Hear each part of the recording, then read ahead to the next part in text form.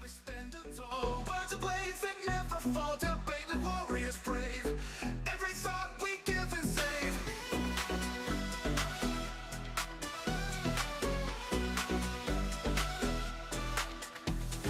In the ring we stand tall, words of blades that never fall, debate like warriors brave.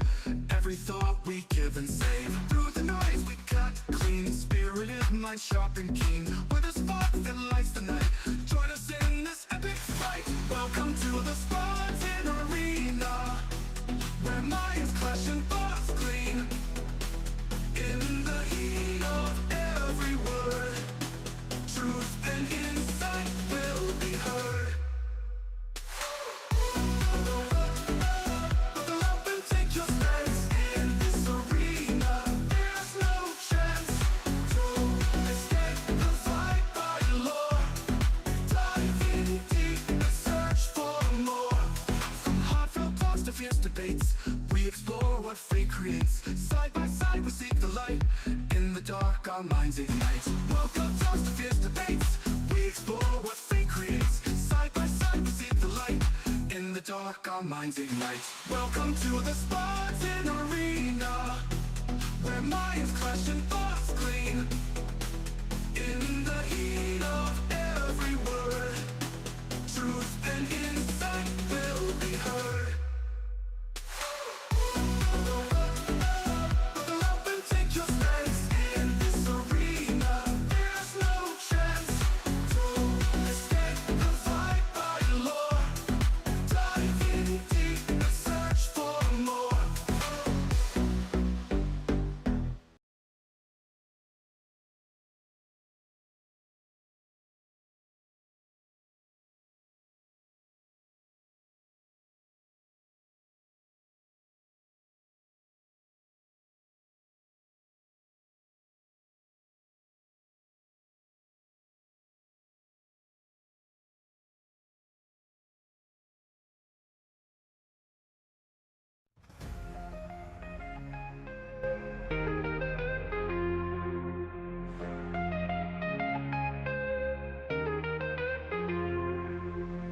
In the ring we stand tall, words are blades that never fall.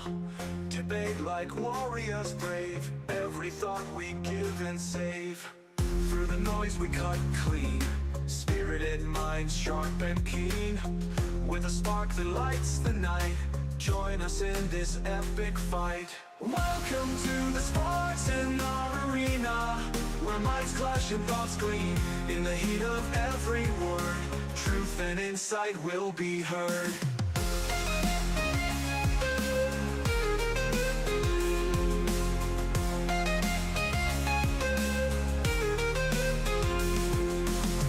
Buckle up and take your stance. In this arena there's no chance to escape the vibrant lore.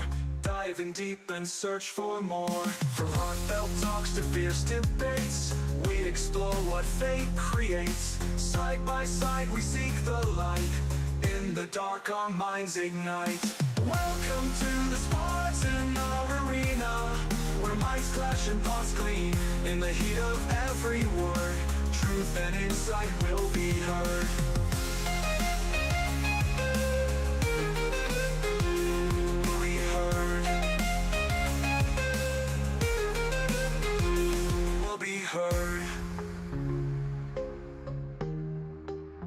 Will be heard. Will be heard.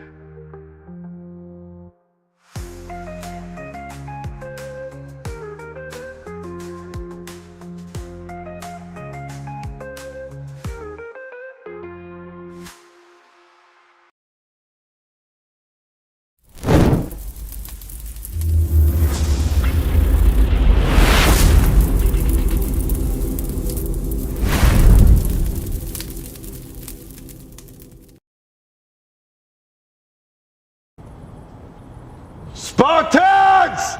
What is your profession?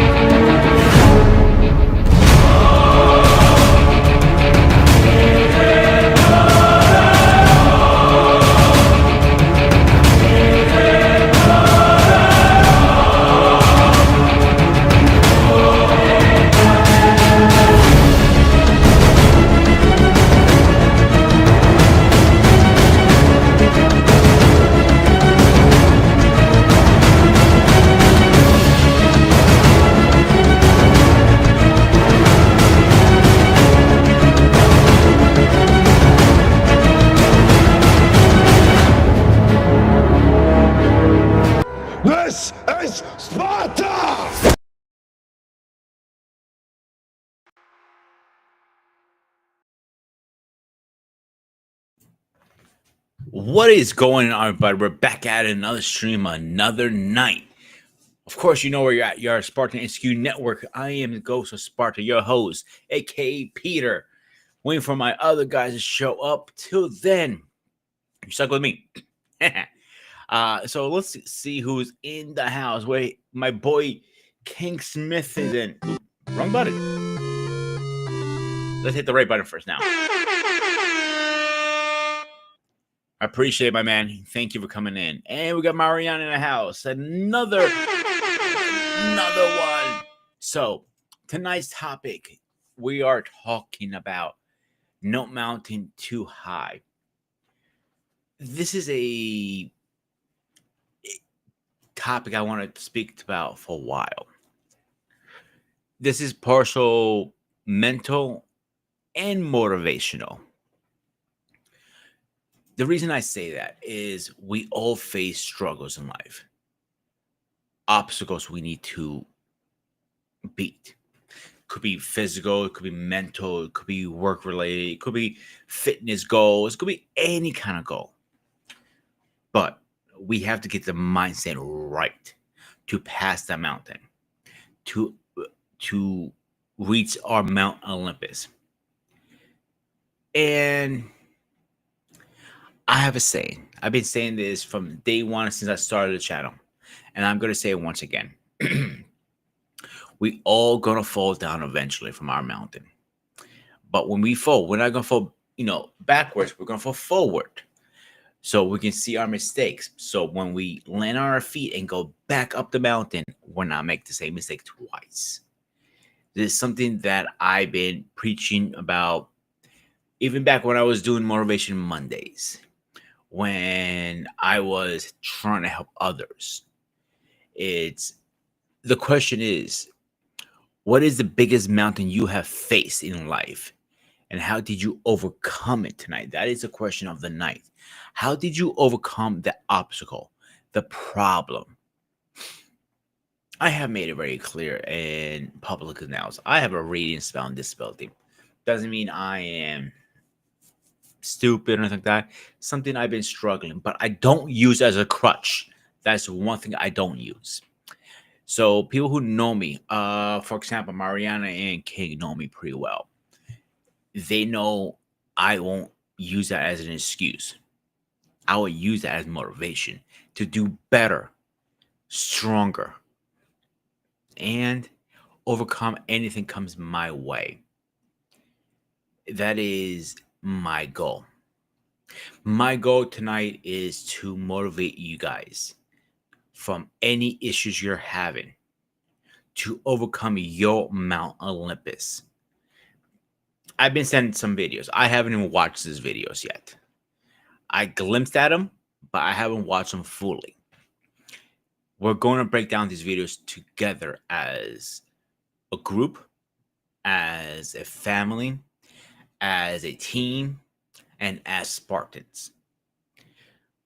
The thing about Spartans, they do not stop. There's no shortcuts. There's only victory. And that's why we are This is Sparta! Spartans. Tonight, we are our Spartans. Every single one of you guys.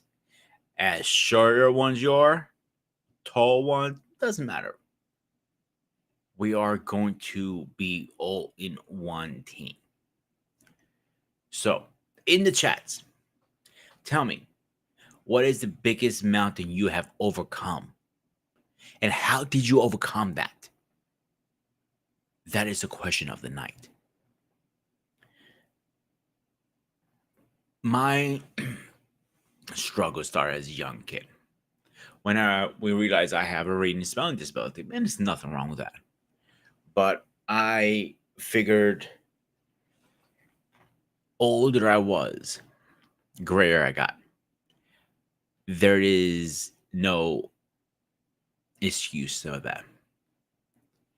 There is no shortcomings. I believe there's two roads, left and right. Let's use that for example. Left could be easy way, right the hard way. Easy way is a shortcut. but you're not going to get as much victory out of it. My hair is all over the place. It's bugging the crap out of me, actually. But the hard way, you're going to receive the most reward and most victory. Which one would you pick? I picked the right. Give me all the struggles, give me all the hardships, give me everything you can throw at me. Because I promise you one thing, I will come on top. I will come victorious. I will be the one who wins every single battle comes put my way. That's not even a question. I will. I will overcome anything you put in my way. It doesn't matter if it's my fitness goals, me quitting smoking, me being this good chef, me being a leader of the team.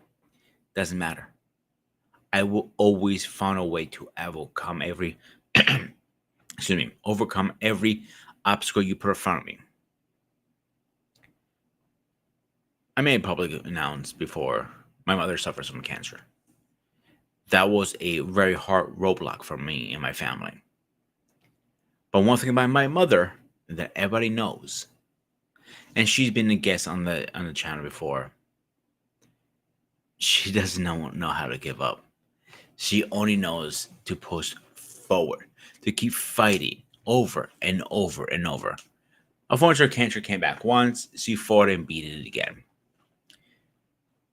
Are we going to let somebody beat us? Are we going to really want pity for ourselves? Do we really want a setback in our lives and look back and say, what if or how? I don't think so. I think we need to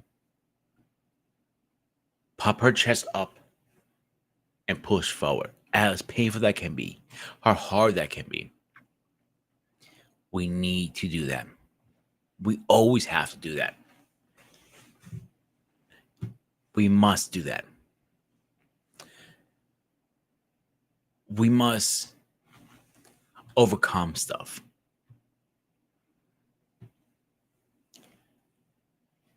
A general person won't do that. A general person will give up very easily.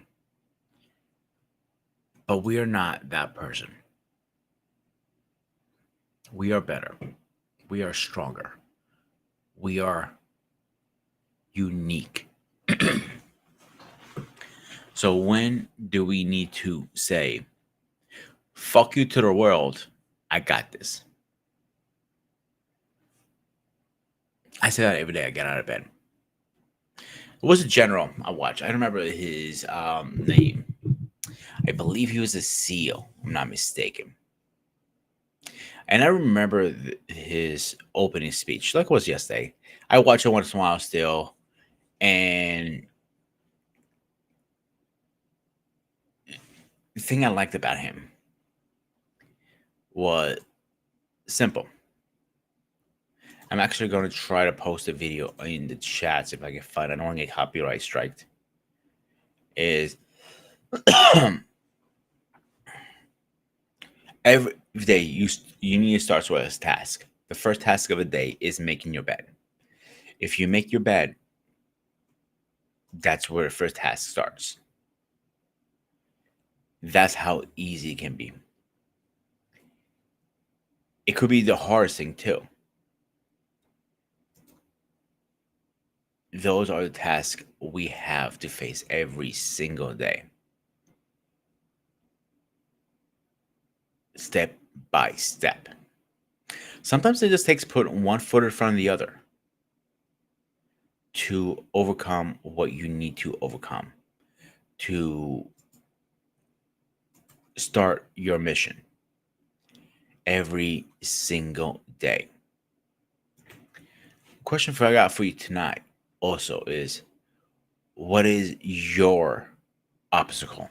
What is your hard part of making that goal into reality? That is the other question.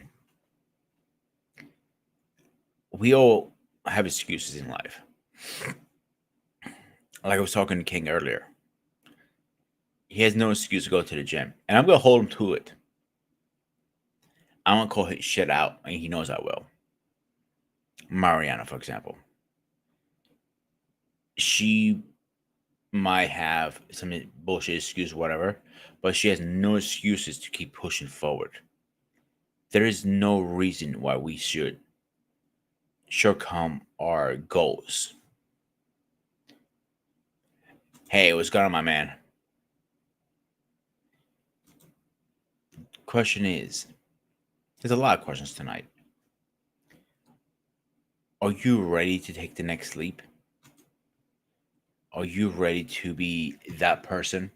Oh, I just found the video. Give me a second to post it for you guys. It's actually a very good watch. We got a minute. And here we go.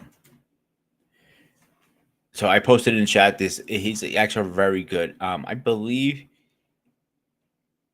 he's not a general. I think he's a commanding officer. Might be wrong on that. But check out his speech. It's actually a really good speech. A very, very good speech. I think you guys will enjoy listening to.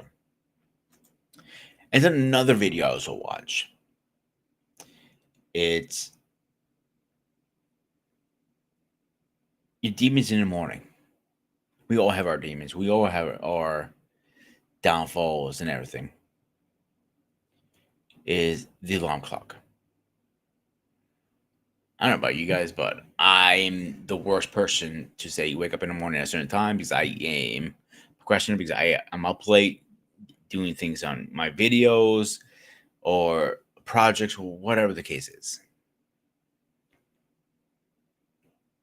The question is, are you ready to hit the alarm? Not the snooze button, hit the alarm, but not snooze. Get out of bed and keep pushing forward. I think that video will be fine playing. Let me see if I can find it really fast. Oh, no.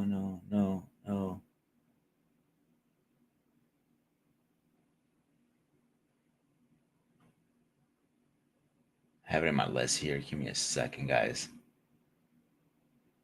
No, I don't see it.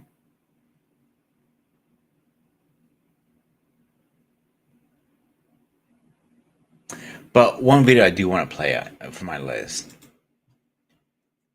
is a mentality of a warrior. And that's how we need to be.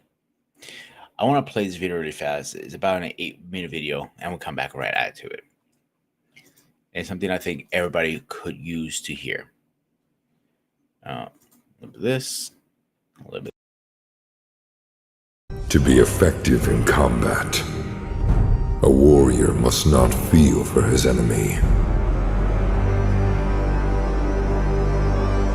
The road ahead is long and unforgiving.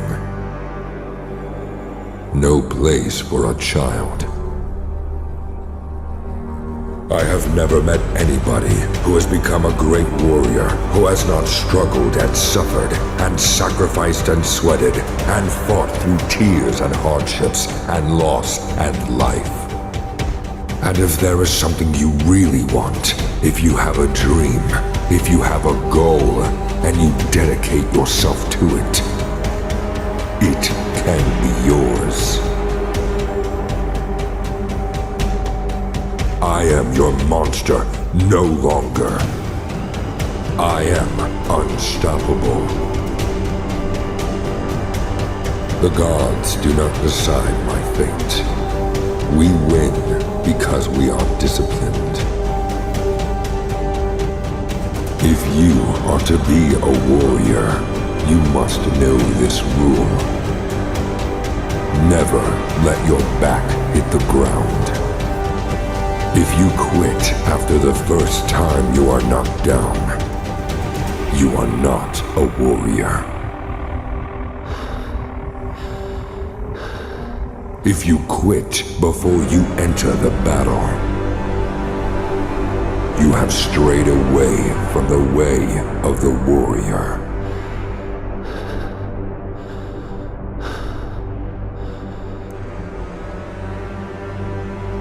You need to have self-discipline and control. That is where the true strength of a warrior lies. It takes nothing to join the crowd. It takes everything to stand alone. You have to believe in yourself. You must have the mentality of a warrior. There is no retreat, no surrender, not where you come from. I am a warrior. Warriors are not born. Warriors are forged. Every battle, every war, every day. There is nothing you cannot do. I warned you. The cycle ends here. I will do what I must. You do not know me. Pain is the best instructor, but no one wants to go to his class. You will never win the battle if you don't get up, if you don't go through the training you need. The cycle ends here. We can fight our way back into the light, one step at a time. We must be better than this. The moment your knees hit the ground is the moment you ask yourself, why do you want what you want? Don't be sorry. Be better. Breathe deeply.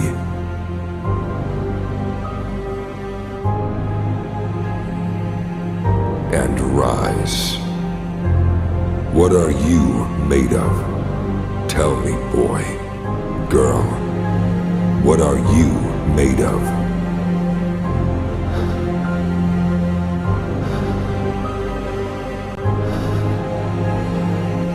Hope is what makes us strong.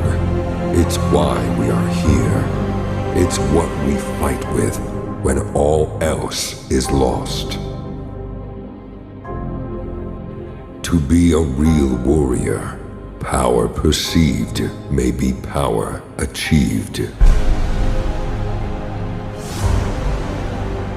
Your aim is accurate because you trained it. Your mind is sharp because you have honed it. Your body is strong because you have pushed it. You have earned your skill because you have given blood, sweat, and tears. You refuse to be normal because you are a warrior. When you find yourself faced against the enemy, against injustice, against those who wronged you, remember that not even the hands of death could defeat you.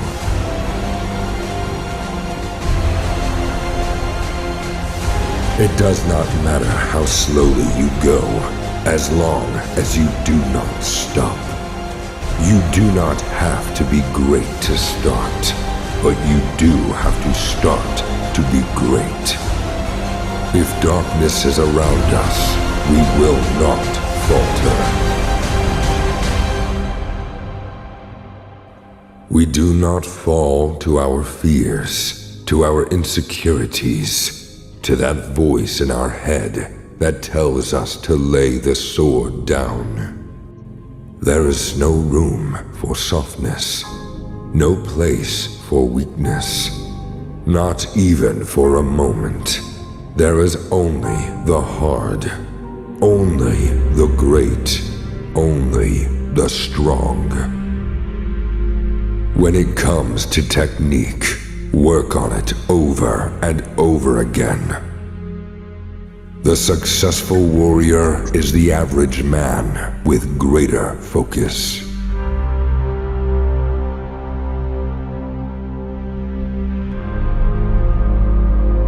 Mastery is not an act, but a habit. We are what we repeatedly do.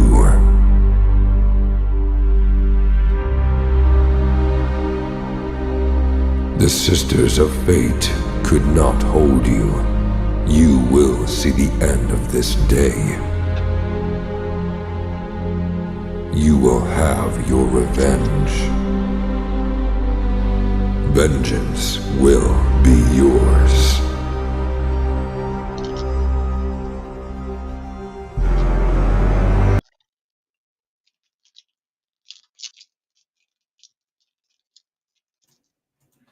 All right, guys, before we go over that, let me get my boy in here. And we obviously know him as Baby Groot. We know him as Sperm Groot. We know him as Little Groot. Tonight, we're going to go him as just Groot. Yeah, Paul. Yeah, David, yeah, Paul. Yeah, I'm cooking. Sorry about that, guys. I'll be in a few seconds. I was wrapped up a lot of things. you're breaking up really bad, dude. Oh, sorry, but I'm in the kitchen. Give me a You're second. probably losing connection. That's why. Hold on. Can you All right, guys hear David. me? Can you hear me? Now I can hear you. I was in the kitchen cooking. Oh, God help us then. It's one of those things.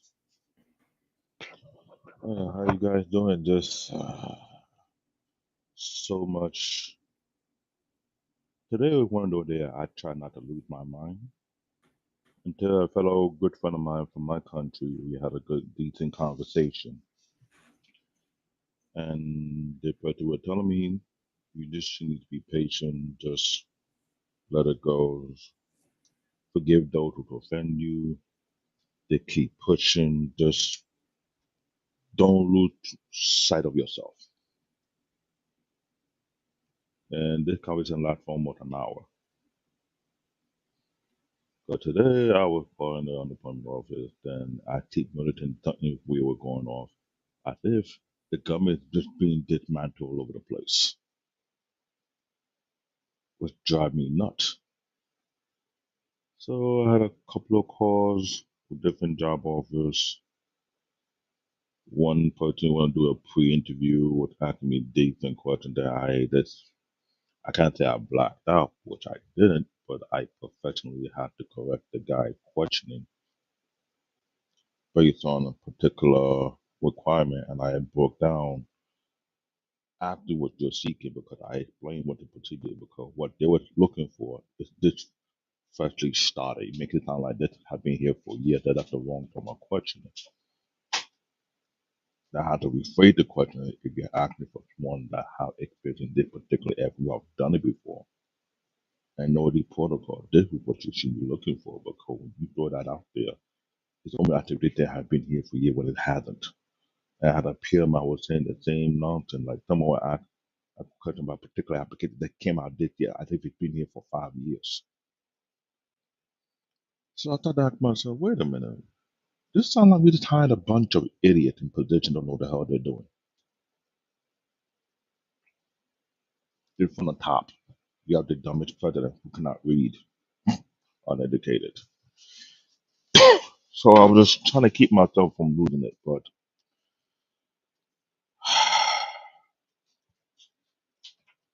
sometimes I want to be in the gym and just punch a 300 So, pound David, punching bag. Yeah, we were talking about No Mountain Too High, and I just played a video. Did you catch most of that video? But I don't really want to play against a long fucking no, video. I caught most of that video, and it sounded like a war cry. They're trying to keep your focus.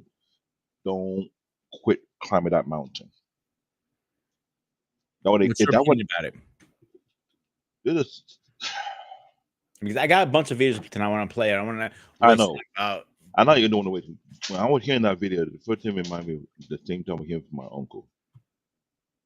When you are going through those trials and tribulations, when you feel like it's getting too much, and he look at you, that's the mental of a man. Men go through hardship. Men go through pains.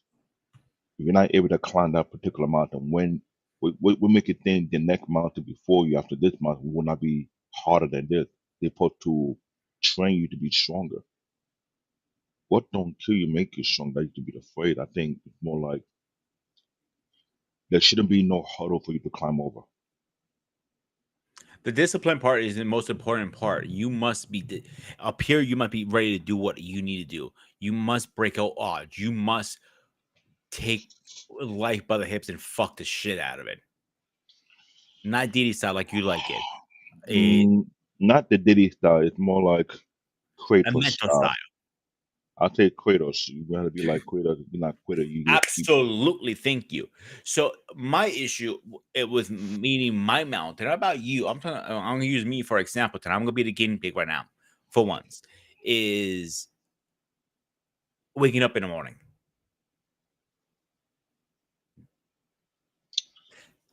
Go ahead. Whew, that All part. right. Waking up All in your the thoughts- morning.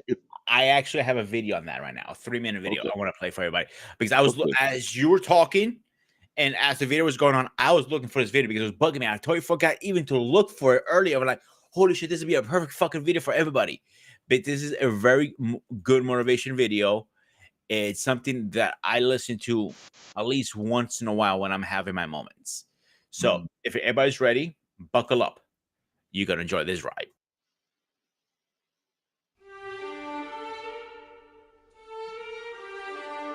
Rise and shine. 6 a.m. and your hand can't make it to the alarm clock before the voices in your head start telling you that it's too early, too dark, and too cold to get out of bed. Aching muscles lie still in rebellion, pretending not to hear your brain commanding them to move. A legion of voices are shouting their unanimous permission for you to hit the snooze button and go back to dreamland. But you didn't ask their opinion. The voice you've chosen to listen to is one of defiance. A voice that says there was a reason you set that alarm in the first place. So sit up, put your feet on the floor, and don't look back because we've got work to do. Welcome to the grind. For what is each day but a series of conflicts between the right way and the easy way? 10,000 streams fan out like a river delta before you, each one promising the path of least resistance. Thing is, you're headed upstream. And when you make that choice, when you decide to turn your back on what's comfortable and safe and what some would call common sense, well, that's day one. From there, it only gets tougher. So just make sure this is something you want, because the easy way out will always be there, ready to wash you away. All you have to do is pick up your feet.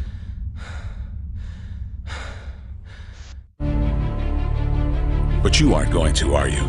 With each step comes the decision to take another.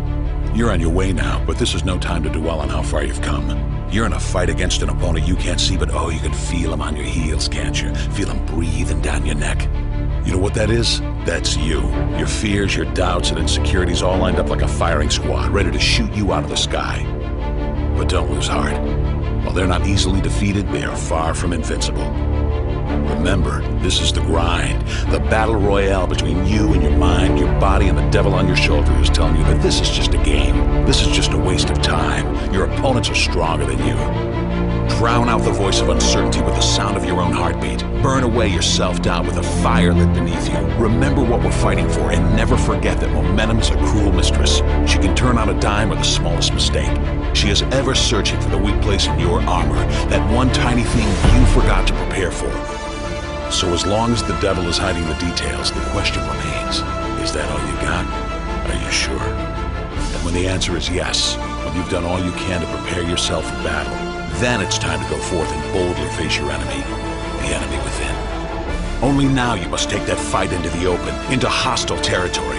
You're a lion in a field of lions, all hunting the same elusive prey with a desperate starvation that says victory is the only thing that can keep you alive. So believe that voice that says you can run a little faster, and you can throw a little harder, and that for you, the laws of physics are merely a suggestion. Luck is the last dying wish of those who want to believe that winning can happen by accident. Sweat, on the other hand, is for those who know it's a choice. So decide now, because destiny waits for no man. And when your time comes and 1,000 different voices are trying to tell you you're not ready for it, listen instead to that lone voice of dissent. The one that says you are ready, you are prepared. It's all up to you now. So rise and shine.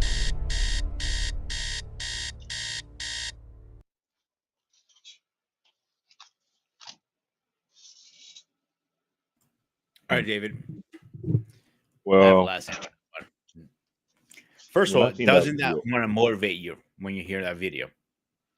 it's no, I won't say motivate. It sounds like a drill starter that constantly kicking your head. But Really, you feel like that with that? let me tell you I why. feel motivation when I watch that video.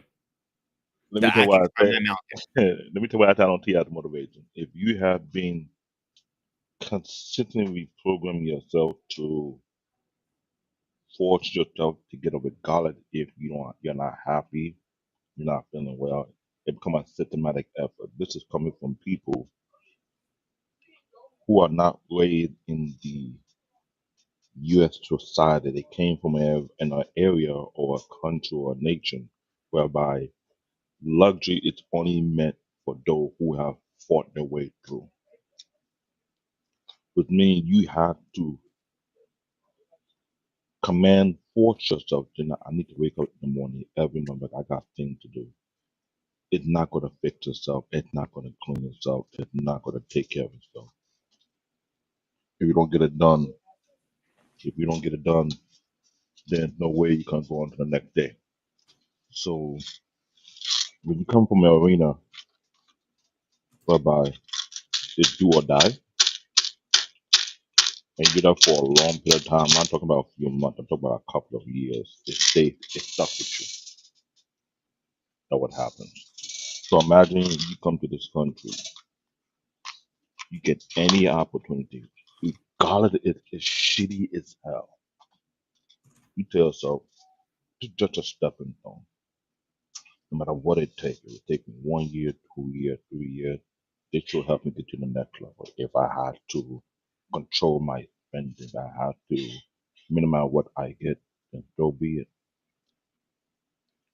There's a lot of people who don't come from luxury, they come from hardship. They don't got a reason to cry or but it's so hard. Yeah, right, whatever.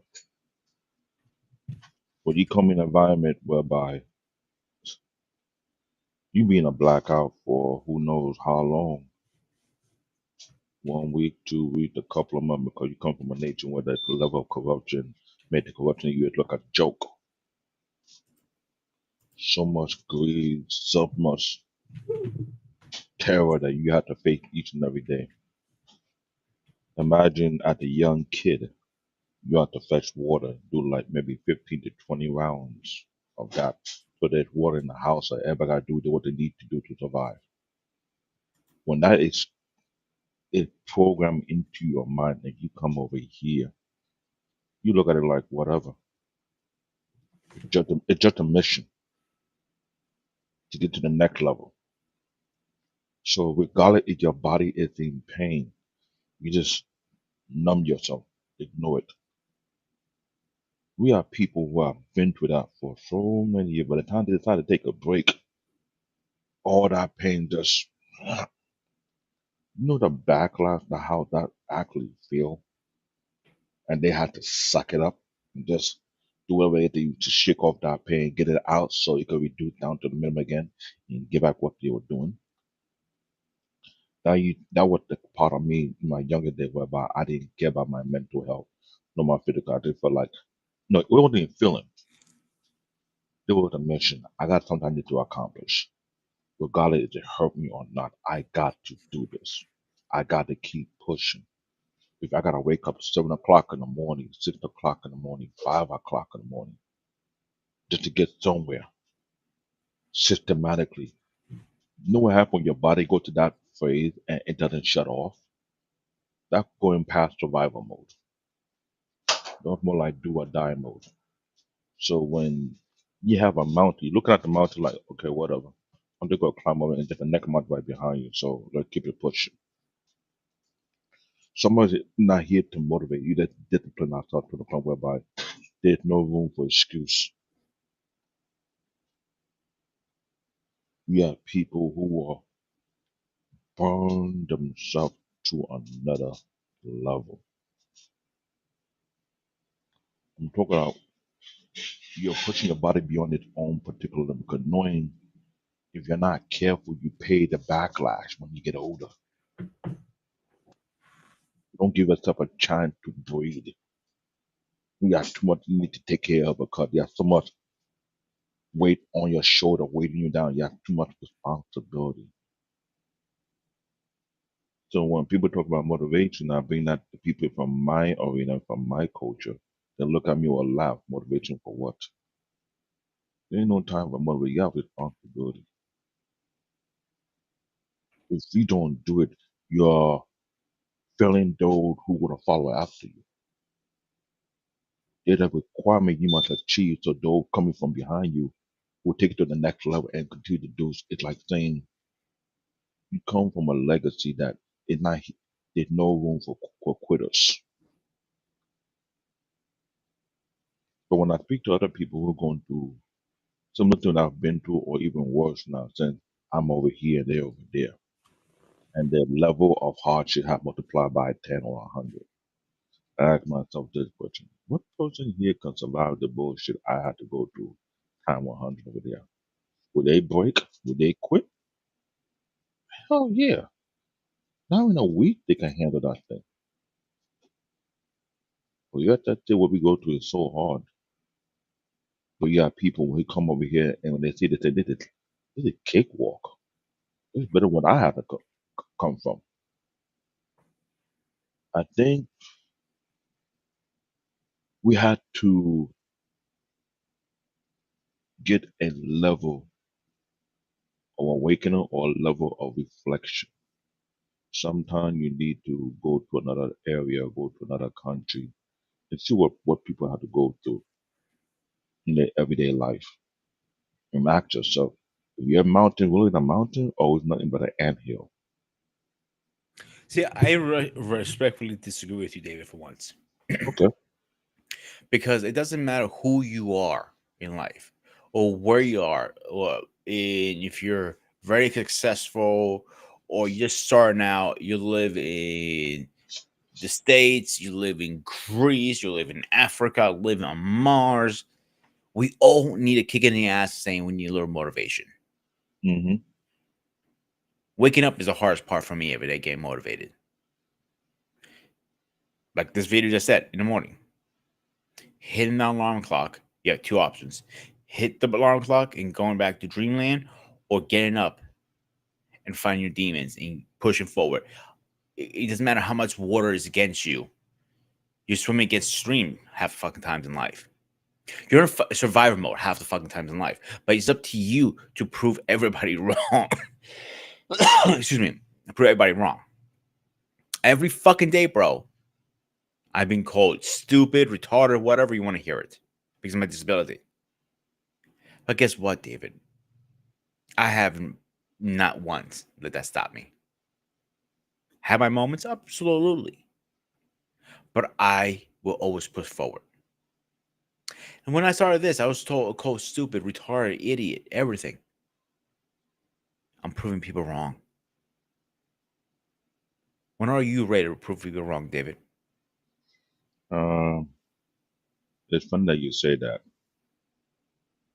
I kind of enjoying doing that at one point in my life. When someone says, "Oh, you African, I can't do shit." It's not about me proving you wrong. I just want to decimate you, in your words. So there's many times I have seen people say, "Oh, you can't do this, you can't do that. Yeah, African or weak." And all it does is not put me on survival mode. It put me on demon mode or beast mode, depending on which one I decide to choose. Because I grew up in an environment whereby when you were being backed out, you're being betrayed, you're being lied on, being lied to, not the one to trust. You're forced to get to that darker side and use it as energy to push through. It get to a point whereby you're here to seek and destroy. And when I look down on you, you're gonna make me be a complete idiot or fool. So I've been in past jobs where they say, "Oh, I can do this X amount of numbers," and I hear that word. It's like a challenge. I could do what again? Oh, really? In the back of my head, it's about time to make a utter complete fool of this individual. And I do it on a level unheard of, whereby I want the person to feel the pain of his words. So the next time he sees me, I give him that look. Trigger me again and see how far I'll take it. A lot of my past jobs, they complain about me. I'm rating the bar too high. I say, high? I rate the bar too high? No, it's not high enough. It's not enough. And I do it in a way whereby I want the people to feel the rage seeping out of me. So when I keep waiting about another level, another level, another level, another level, what it took one guy to do, or four guys to do, or five guys to do, I do it my goddamn self without what my body goes through. And I do it like it didn't mean nothing. It's effortless. To be effective in combat, a war So when I do that, and I can't be doing it in a level whereby people think I'm not a human being. I'm like, no, I'm a human being. It's just that you pissed me the hell off. I'm trying to prove a point. You don't know me, I don't know you. We're not This built shit the same way. dropping off. That being said, stop comparing me with you. We're not built from the same factory. We're not cut from the same cloth. We are not the same. I remember a good quote happened in Livingston, New Jersey. There was a job I was supposed to be the lead. Got there and find a bunch of idiots who got so much ego and pride as if they're the superstar. I wasn't even thrown like, why want to lead a bunch of egotistic pricks? And when I watch what they do and they're not doing what they're doing properly, not me, I do things in systematic way whereby I'm constantly want to make sure I do things by the book. When one guy said, "Oh, you're not gonna do more than 5 deployments," a part of me say, "You know what? I'm not gonna say that word no more. Mm, I'll let my actions speak for itself." The next couple of weeks was a nightmare for them. I'll do past 5. When I'm trying to do number 6, they want to argue one, the head tech, the other. Mm-mm. You can't control what he can do or cannot do. If you want to do 6, let him do 6. If you want to do 10, let him do 10. What I was doing, I was destroying their self-esteem and their pride. When they struggle to do 4, I was doing 8. When they struggle doing 5, I was doing 15 deployments. I was doing it in a whereby I want to make you feel like you are an ant before me. When I'm in certain job back then and people trying to belittle me, I flip it on them to let them know you're beneath me and you'll forever be there. When a guy tell, "Oh, you can't pull this," I'm like, "Excuse me? Will you imagine me losing my mind, lifting a 800-pound cage full of electronic off the ground out of pure rage?" That was me. I remember working in Walmart. I pulled almost 1,000-pound pallet full of fertilizer, and they dare me not. I can't even pull it, and I pulled it with one hand behind my back out of pure rage. I wasn't acting like a man. I was proving a point. Do not test me. You don't know my limit. Because I've been told I can do this, I can do that, to the point whereby I was trying to prove a point. Don't test me, don't bother me, don't trigger me. You're not going to like it. I will make you look little to your own peers. And I did that with a level of savagery and hatred. And that was my younger self. I can imagine why I was thinking the way I was thinking, because when you were told you can't do this, you're not good enough, you're not smart enough, you're not wise enough, I had to prove them wrong. into a Mhm. level whereby it's like you're decimating them, that you're destroying them. But let it be known, it's not about I'm not smart. It's just that you're too dumb for me to understand. I do things without even saying it. I didn't do the job in the level where it's almost close to perfection. But people make it think, why are you crying? This is hard. And this guy did it so easy. When I hear them say that, I give them a look like, and I keep doing it. In many jobs, I became the target because some managers didn't like the fact that I made them look stupid because what they complained was too hard. I made it look easy. All right, David, hang on a second. I want to play this next video because it kind of goes hand in hand what you're saying. I haven't fully watched it. I glimpsed through it a little bit. Because a bunch of people sent me a bunch of videos today for our topics. So let me get this ready really fast for you. No, for us to say.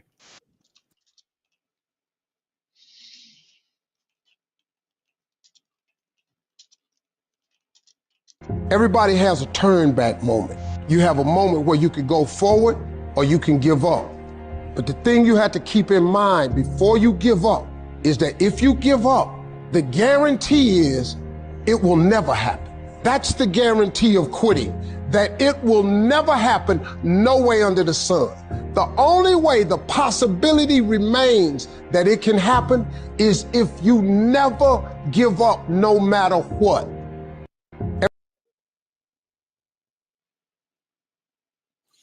So what I'm getting out of this video is quitting personally is not a part of my vocabulary. I don't even come into my mind. I don't even think about it.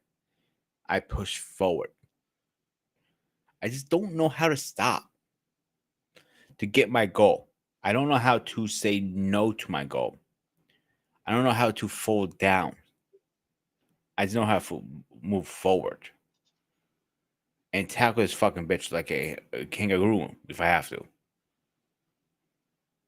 What you got on this, David?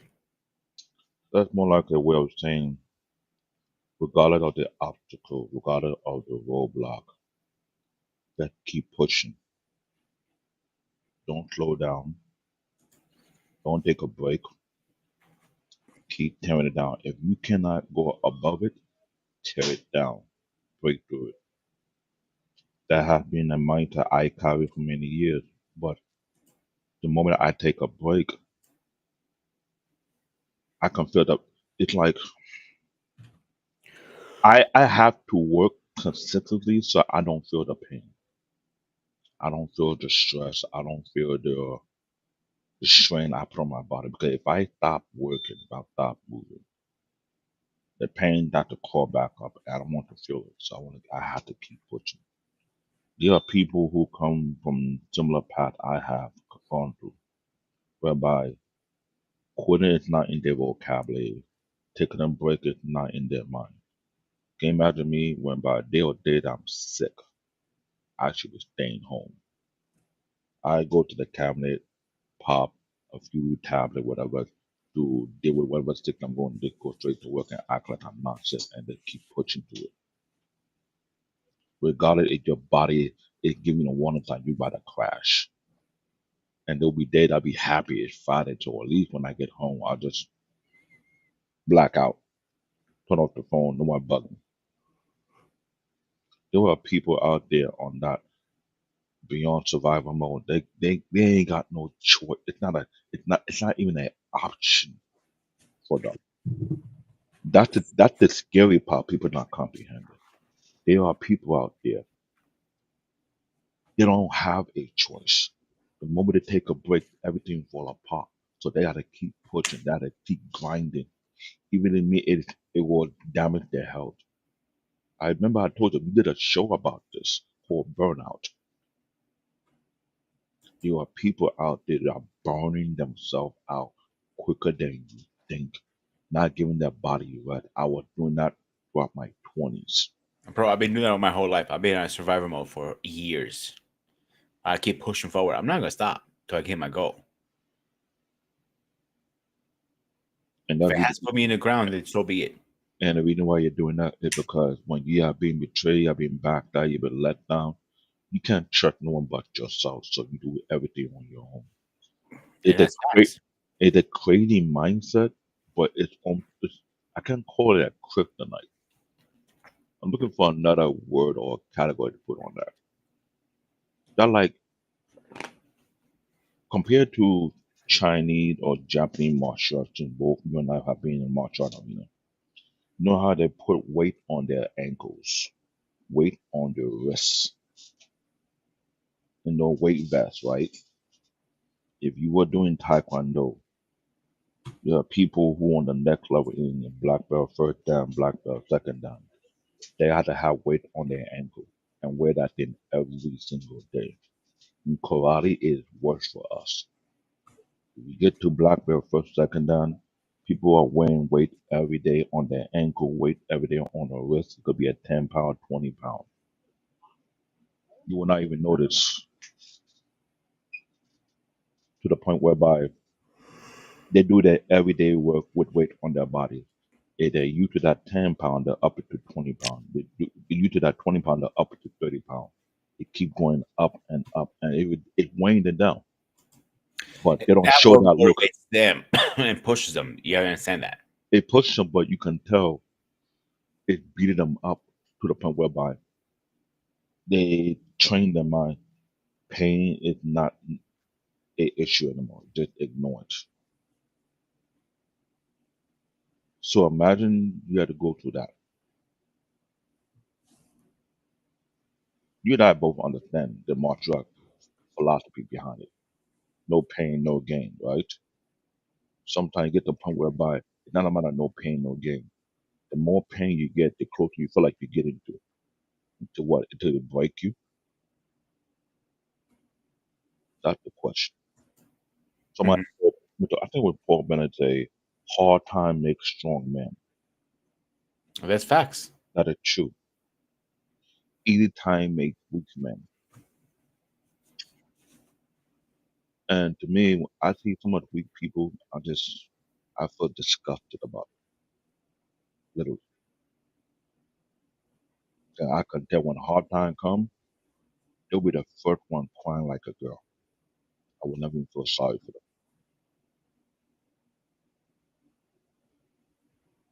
That is pure logic with me.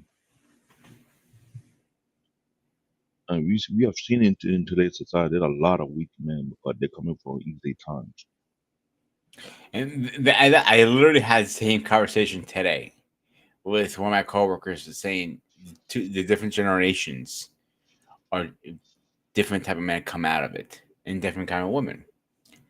He thinks it's bullshit and just is weak men raising weak kids. I personally disagree with that a little bit. Because if you're a strong man, you still can push out a weak kid. How you realize it because it's how society is nowadays. So let's play the next one, David.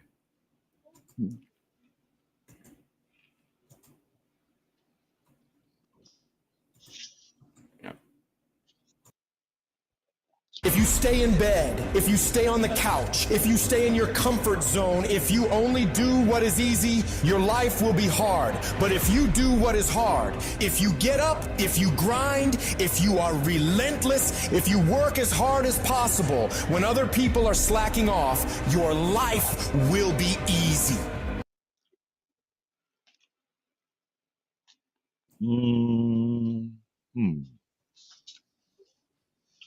That part, I have a little issue. Okay, let me hear it. Let me explain why. If you work hard consistently, life don't get easy. It gets a little better to live with, not easy. But for those who like to slack off so much, they are more likely the one that you see the most asking for a handout, asking for a lift, looking for a shortcut to get out their predicament, but not willing to do the work. You and I both seen it in many past jobs I've been to. Remember what I say? I like to decimate people. Imagine I'll be on a project. I had a small team doing a big workload with it 3 times more than the big team is doing, and they acting like what they're doing is really hard. They were the project back in 2011, 2012 while I was working at UBS. They got a big ass team in Stamford, Connecticut, about 15 to 18 people. They are struggling to do 20 deployment a night. But you got that many people and you can manage 20 deployment. And with me, including me, I only have a 5 or 6 team members, a 5, 6 member team, right? And we are knocking out almost 30 to 40 deployments a night, which is hard for us because we're dealing with 3 different buildings. We make it happen. And when I hear about they have it hard, here's what I found out. One of these so-called lead tech, he got kicked off the pod when we first started it.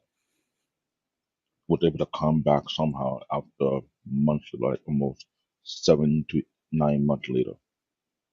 Went to a site whereby the deployment over there should be easy as hell compared to the site I'm in. When I've been to all sites,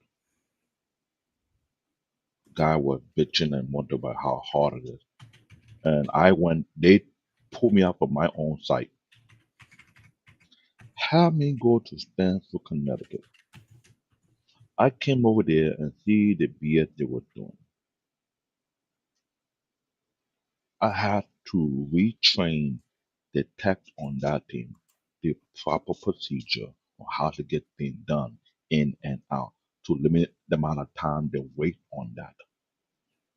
And we got these bozo lead tech who can do the stupid ass job. All they can do is swing their little nut at it. They have a huge number, they don't.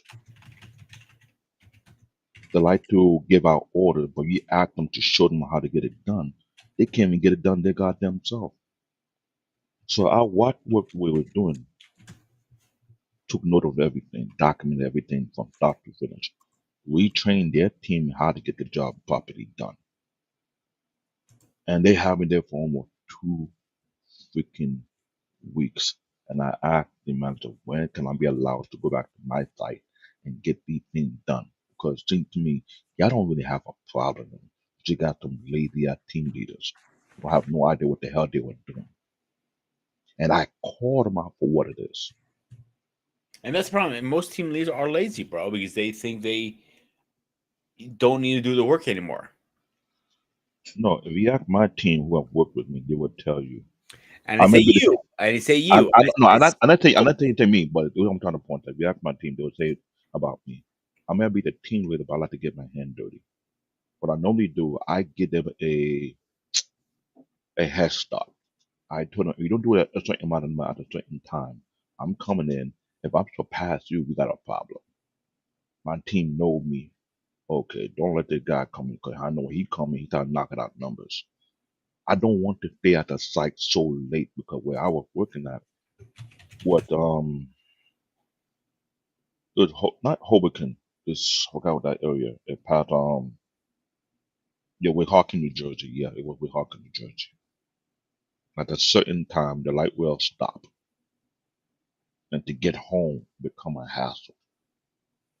I was trying to make sure I leave that site before 12:15 a.m. in the morning. 'Cause after 12:30, 12:45 at that time, the light will stop running. With me, I will have to walk from Weehawken to Hoboken.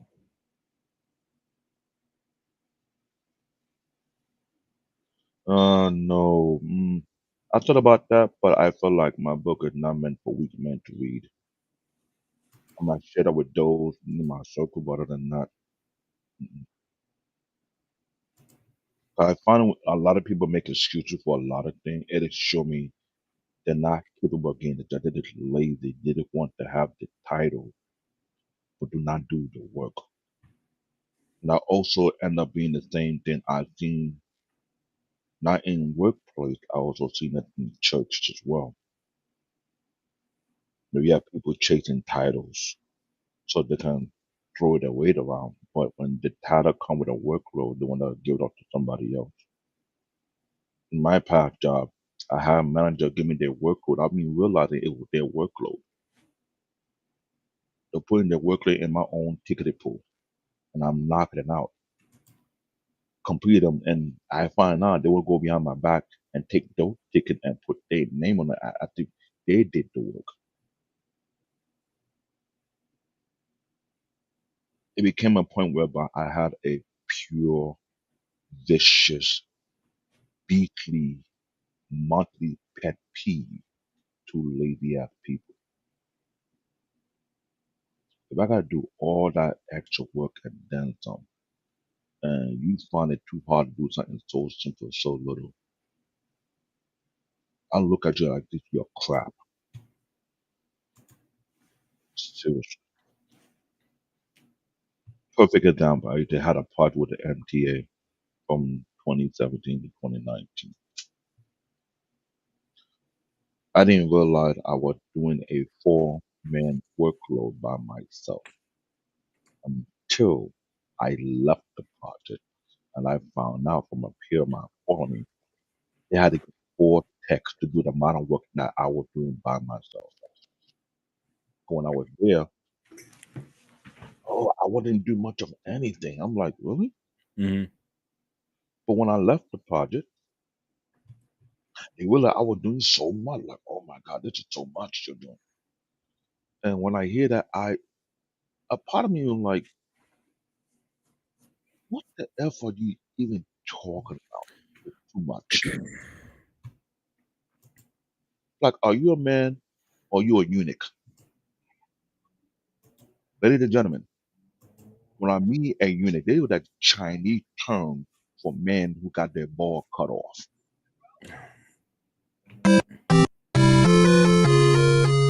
All right, David, hang on your thought. Let's get Bossman in here. Bossman, what's going on, my man? Good evening, gentlemen. Oh, yeah. That's We Boss have Man two and guests Boss Man. tonight, actually. Bossman The- and Boss Baby. No, and Boss Baby. Boss Man Jr. Yes. No, Boss Man Yes. Jr. No, Boss Baby. He doesn't like Boss Jr. Yeah, he's Boss Baby. Okay. Yes. How's All right, everyone the floor doing? is yours, buddy. Go ahead. I'm listening.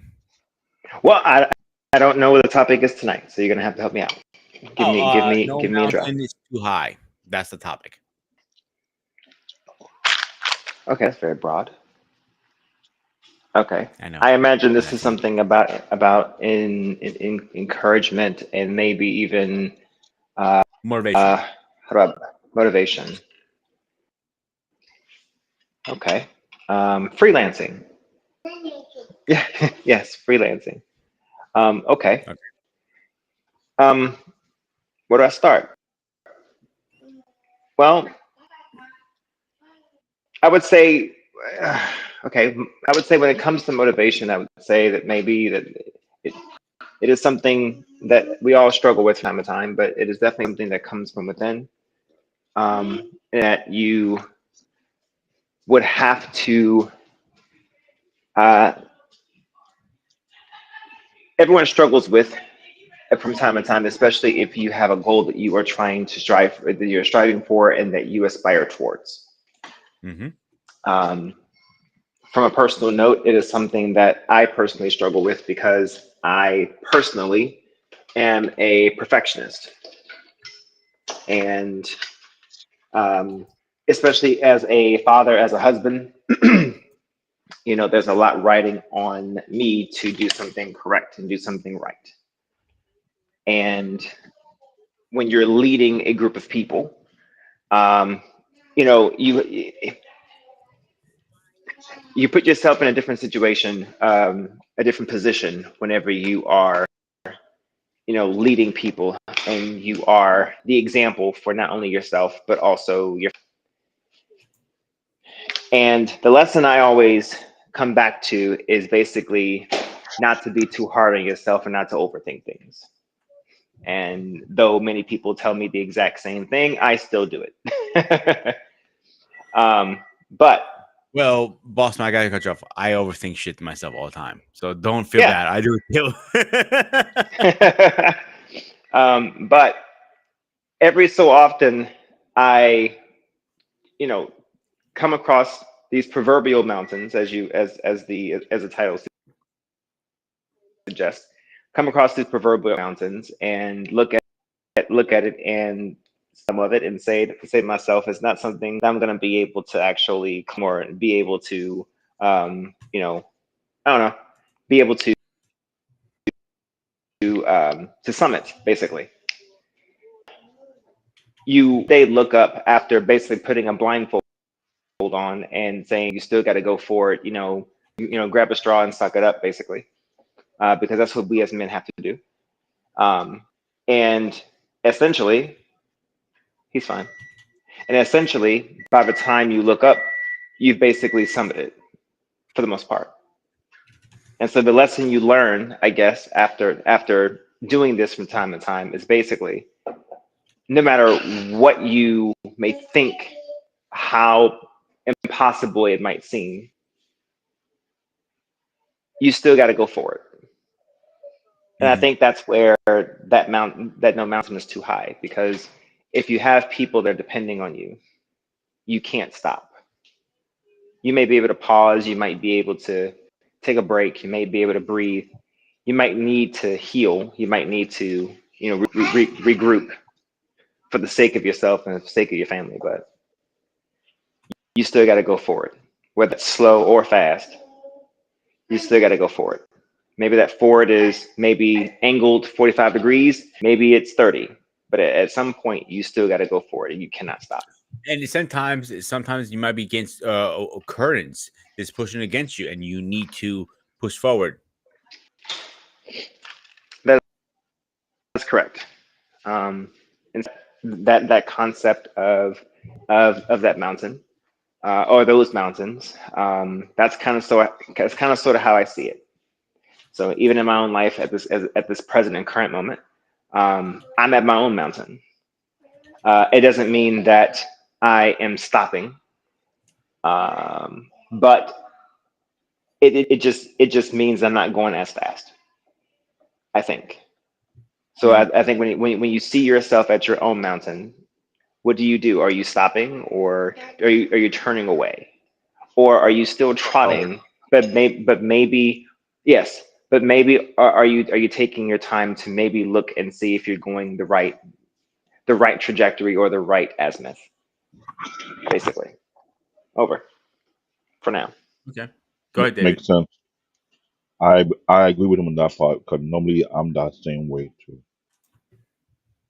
Whenever I come into a particular mountain, I feel like it's not making any sense. I will step back first. I will first analyze the situation. I'm like, what am I doing wrong here? I thought I've done this before. So I start to analyze, strategize, and think if I'm using the right tools or I need to change my tools. If I'm using the right method or I need to change my strategies.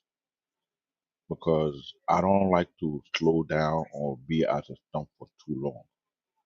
If I'm at a stump for too long for any kind of it, that means something's not making sense. Either I'm doing something wrong or I'm not seeing what it prevent me from getting through. So I gotta do whatever is necessary to break through that situation. This is why I always have that mindset. If something's not making sense, step back, analyze, look at the situation. Look at what's not making any sense. What am I doing wrong? What need to be done? What the tools require to fix this is to move on to the next level. And what I normally do, I have to train myself to think fast off my feet. Look at every situation different every time. You never know, it's not gonna be the same situation, not gonna be the same problem, not gonna be the same hurdle. And I have to go toward that. That's why I say sometimes I don't give myself a break, which is sad, but yeah, I understand where both men come on. You are dad, you are father, you are husband. Not only you overthink, you overanalyze, you over strategize. It's like you gotta go to your war room and look at the whole battlefield and see what strategy will work for this area of the battlefield, what strategy will work for this other area of the battlefield, and figure out the timing and the timetable for each plan to be executed properly. And I knew that on more of my past job long this all before the pandemic, before it just changed the whole dynamic. I used to be going from one job to another job to another job, but it was like I was not giving myself a break. I'm not looking for a chance to chill. No. If the contract is finished, I gotta find another contract. Keep it moving, keep it pushing. There's not a time to relax whatsoever. Everybody like to take a I want to take a vacation. Vacation was not on my vocabulary. Sorry. I haven't taken a vacation in 27 years and counting, maybe 30 years, who knows, maybe 40 years, I never know. I told myself until I accomplish the target goal I need to accomplish, there's no room for a break for me. There's no room for vacation. I gotta keep pushing. It's not allowed. Because I realize when people slack off on things, the timetable for you to accomplish that goal get put back even further. That's just what it is. Yeah, I'll tell you something. I've never taken a vacation. You too? Yeah, I've never. Right now, I have over. If I haven't been sick, I don't take longer than maybe a weekend, like an extended weekend off. This past week and a half or so, when I was sick, that was the longest I've actually taken off ever. Besides obviously in being in between jobs or whatever, but just intentionally taking off. Like, man, I have like over 200. I mean, I have almost 300 and some odd hours of leave, and that's just PTO. That's not even sick leave.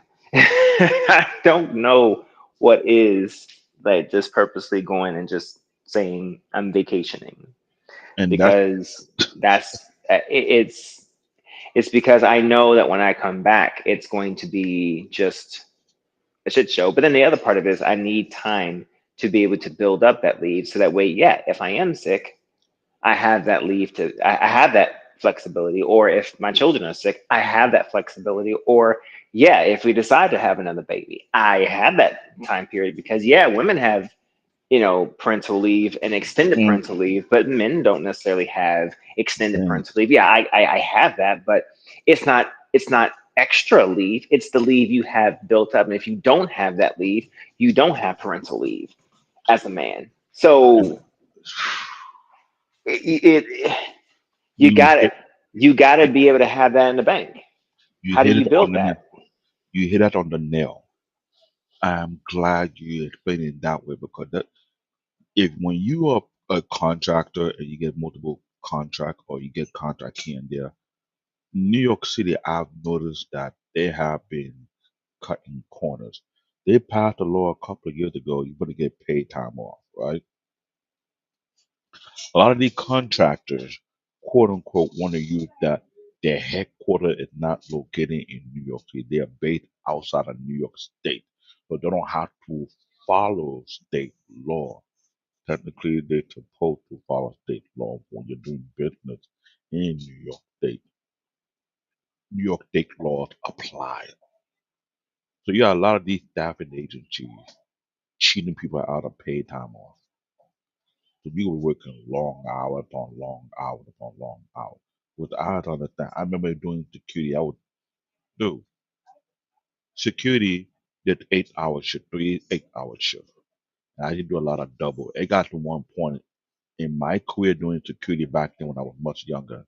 I did almost two 24-hour shifts, which was totally illegal. You have security companies that break the law multiple times, having their workers going past 16 hours. I was doing 17, 18, 19 hours or so. I'm quite out there. I need someone to relieve me. They can't find someone to relieve you. But yet you be there for almost 24 hours, which is totally illegal. And this company did me dirty. So I got to a point whereby the word vacation, it's not that it's not in my vocabulary, it's not in my dictionary. That thing got blotted out a long time ago. So I meant to vacation, I look at them like, you can go and take vacation. I don't trust nobody. If you want a IT project and you want to get everything set up ahead of time, because you had that feeling, if you are not here, the moment you take more than 2 days away, shit hit the fan, because these people in your team are not organized. They're not tactical. They're not practical. They go screw shit up. And they know that you're the cleanup, you're the janitor. And I used to hate that terminology, because a lot of past projects, I will clean up screw up other techs who don't have the mindset to double check their work. So imagine being on a project, they expect to be there at 9 a.m. and I leave there almost like 1, 2 o'clock. I'm coming in at 11 a.m. I need time to sleep and rest the body and the mind. So I get there around 10:15, 10:30. Start already from there all the way to 1, 2 o'clock in the morning. By the time I get home, it's like 3 o'clock. I gotta get any amount of sleep I can get. Set my alarm for 8 o'clock so I can take that shower at 9 o'clock on my way back to work. So imagine how the hours I get to rest myself, rest my body, rest my mind. You go in there, you receiving 2 or 3 pallet or maybe 4 pallet of work, 5 pallet of a shipment of computers month. You gotta pull it. No one in your team got a strong back, ever got a bad back. You got the pallet jack moving 3 to 5 pallet jacks from one side of the building to the other side of the building. You gotta rip all the wrap, organize everything in order, document what we have, take that sheet, scan it, email it to your manager. Let them know this what we have received. This have been double checked. Have the spreadsheet set up everything. You scan every single barcode to make sure everything match and have been properly verified.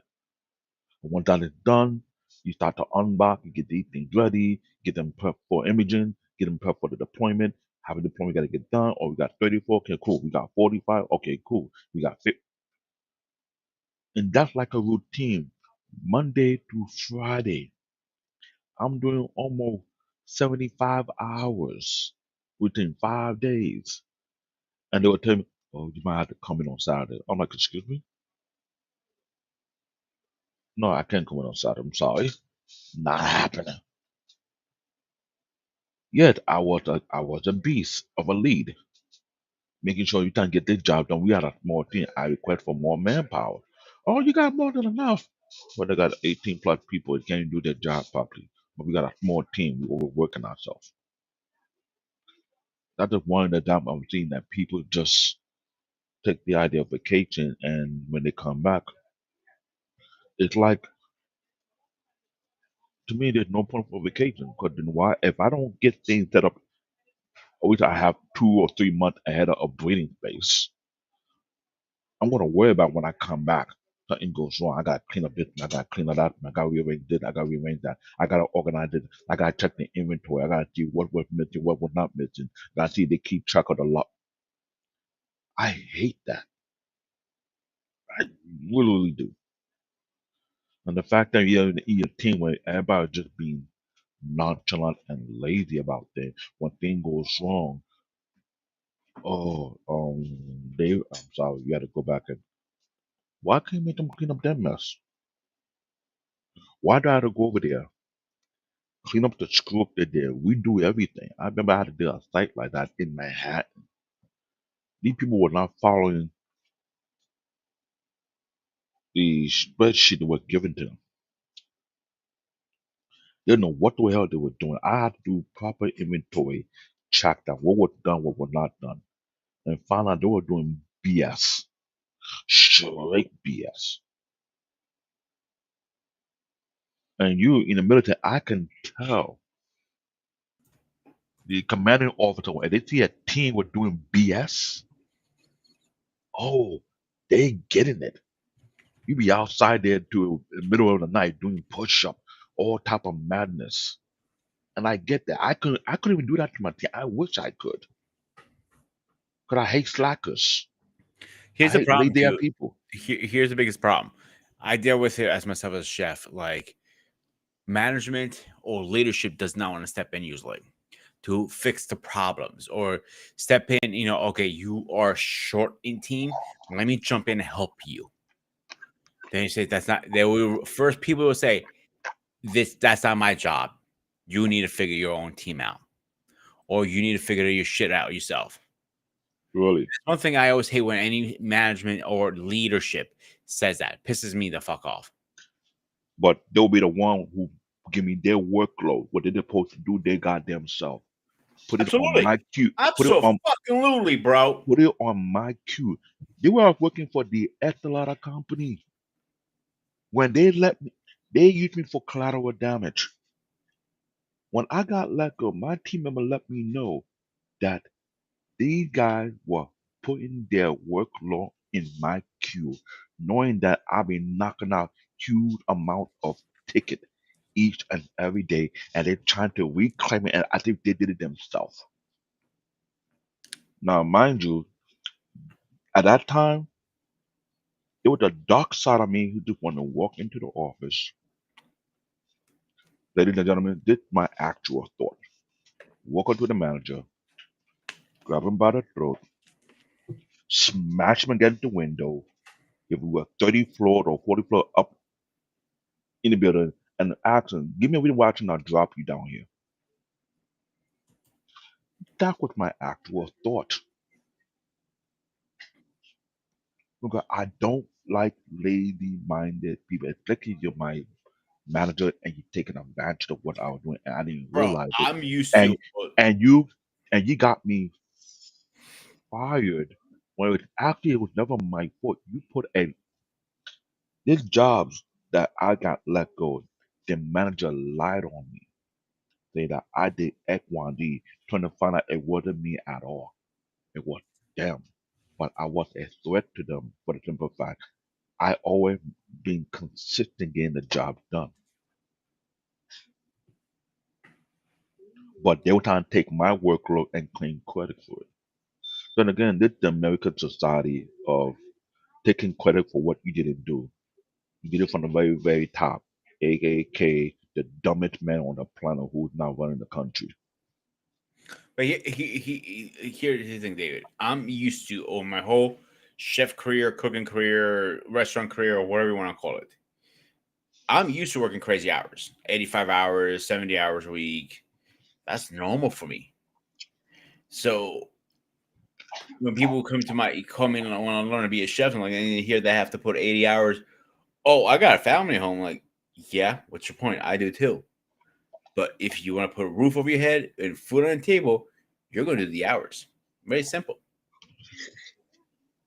You know what I'm saying? Hmm. So I hear all the fucking time, oh, that's too many hours. Unfortunately. Oh, my feet hurt. I want a break. Yeah, you don't get a break. You keep grinding and grinding and grinding. I feel, again, I can't speak for every field. I feel my field is the most underpaid and underappreciated field out there. Because we're on our feet 80 hours a week. We're underpaid, underbraked, meaning we don't even get a break. And sometimes we got to scrum and figure things out. Your field is a work arena. One of the work arena they look at if it's not so important, but when it's highly important on multiple levels. Absolutely. Either you are a chef at a nursing home, a chef at a hotel, chef at a restaurant. Rather yet, if you are a chef at or cook at a school, it get looked at if it's nothing. But yet, because we're in the westernization of idiots, I have to say it as I say it and see it as I see it. It's not that important, but you have to stuff your mouth to get the energy you need, right? You have to eat whatever nutrition you need to keep your body moving, right? So it's not that if it's not so important, why not cook the food Time your out. goddamn Sometimes I don't eat all whole day, bro. I know no. Hear what I'm trying to say. They're trying to say what you do is not that so important. If that's not the case, why not cook for your goddamn self then? Yeah. Oh So yeah. one thing people don't realize as a chef, and Bossman cooks for, he's an amateur chef, I call him. No offense. Okay. That's fair. So when you're actually in a professional kitchen, number one, you don't eat on the line. If I fucking catch you eating on my goddamn fucking line, I'm gonna shove my foot or so fucking your ass. Every time you say chingum bell, my toes come out of your fucking mouth. So I tell you right now, if you get caught eating in the kitchen and a health inspector walks in DOH, they get shut us down just like that. It says here. So you people don't realize when you're eating, small particles come out. and you need to be very careful that you can't eat over the food. Even with drinks, when you're drinking, parkours come out. You're supposed to step off the line to have a drink. Do everybody does that? No. Are you supposed to? Yes. So people think because you work in the kitchen, you eat whenever it's free for all. No, you don't eat whenever you can. You taste the food, yes, but that's a very small calories and everything. It's very small. But I usually don't eat till I get home around 9 o'clock all day. Ghost. That Mhm. is not true because in the fast food restaurant, that is the same protocol that being a knock. I've worked in McDonald's, I've worked in Wendy's. You don't eat while you're on the station. If you're on the grill or you're at the sandwich, you don't eat. If you're going to eat, you take a break, you walk away from the station, get your food, go somewhere else in a very safe environment and eat your food right then and there. You don't Bro, eat on the line. Same thing with Chipotle. Same with any fast food restaurant. Anyone get caught doing that, that store can get shut down for that. so Yeah, but because, go yeah, ahead. but it also depends. Okay, so you guys are all correct. You both are correct as far as the actual form of quote unquote eating, but it also depends on the caliber of restaurant. I do know that in where Ghost is, as far as talking about, where you actually have like to taste the food as as you're making it. hmm Tasting is important because if you don't taste what it is that you're actually making, you are cooking blind. That I understand. You're cooking blind. So like at a fast food restaurant, there is no tasting because everything is for the most part portioned out and it is very instruction based. But if you're making things from no base, everything is made scratch per se for the most part. Yes, you have to taste. If you're pinching salt for the most part, That I everyone's pin understand. everyone's pinch is different. My pinch of salt is, with my thin piano fingers for the most part. Somebody else's, your pinch of salt is CBN, with your bear claws is actually maybe like an actual damn tablespoon compared to my little fucking teaspoon of salt. It also depends what kind of salt you're using. If you're using table salt, it's different pinch. Table salt versus rock salt versus coarse salt versus Yeah. kosher salt versus fucking flake salt. Like it really Yes, fucking depends. Yeah, So correct. kosher yeah, you salt have are you ha- usually what you see in 99% of restaurants. Like yeah, see look at them damn things. So yeah, like everyone's pinch of salt is different. So yeah, in certain restaurants, yeah, tasting like having like little teaspoons, whatever, at the side to be able to taste as you're making certain sauces, roux, damn, bordelaise and shit like that. You have to be able to taste the shit. So it definitely depends on the caliber of restaurant, definitely so, for What sure. I'll give you a great what example. are Tonight's correct? lunch, tonight's dinner. First of all, you got a claw of a fucking steel, like a goddamn. That's not a fucking hand. That's a claw. Like you I, can choose something like and that's why I told you my name is Bear Paw. Look at my hands. Jeez. Sorry, David. I gotta do it to you. You've reached your limit on talking. Shut the fuck up. Arm, blade, and middle finger. Like tonight, I had mushroom bruschetto. Bruschetto, you cannot eyeball when it's ready. You have to taste it. You see if it's No, the fuck you can't. what's up. No, the fuck you can't. You cannot eyeball that shit. No, you have to taste it. You're absolutely right. Fucking tried to ball that shit when like 10 years ago in my beginning of my career as I was getting into the chef part and I leaving cooking as I was moving up the ladder. And well, let's put it this way. My chef made me wear the whole thing back then. But when I tasted it, it was like Cloy. it's not Yep. ready yet. Yep, it's not ready yet. And Yep. like that, if you think you have to taste it, absolutely. What is going on, my man? Welcome. Yeah, you have to risotto. You have to actually, now, there hasn't been a risotto that I've made that I have not tasted at least about 2 or 3 times before I've served it because you're not actually seasoning it on all the way through. You're only seasoning it at the end, and that is usually with the pecorino cheese that you're adding at the end of it, because it's the pecorino that actually has the salt in it. No, no, Yeah. no, no, no, no, no. Only Cheese. four. Only four. Yeah. Hang on, guys. Yeah. Let's get this guy in here really fast. Ladies and gentlemen, please rise for our president.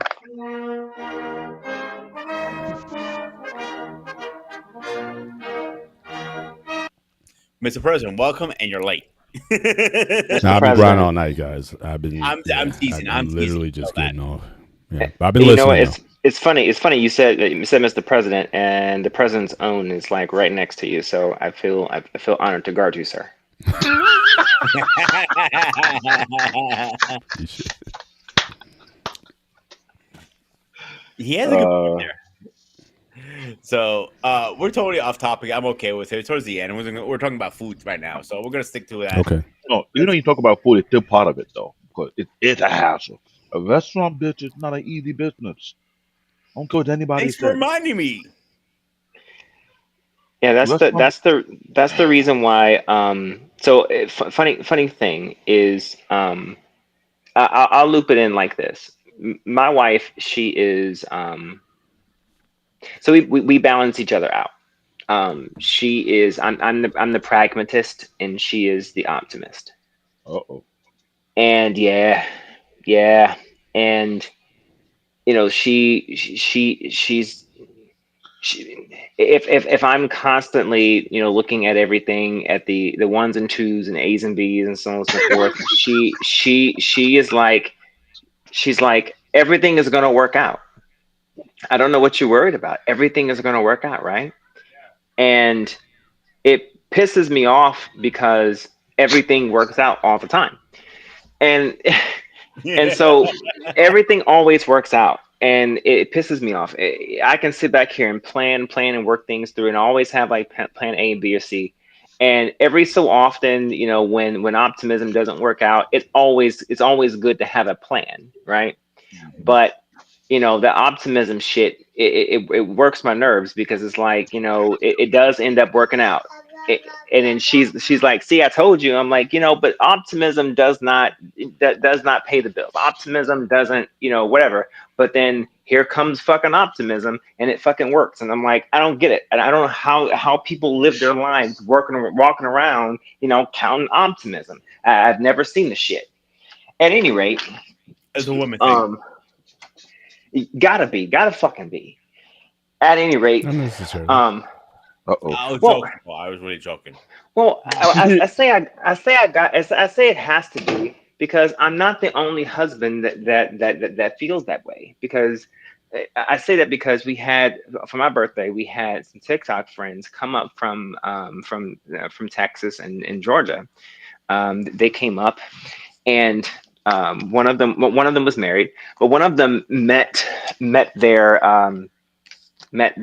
connection girlfriend on TikTok, and she lives in the area next to me, next to us.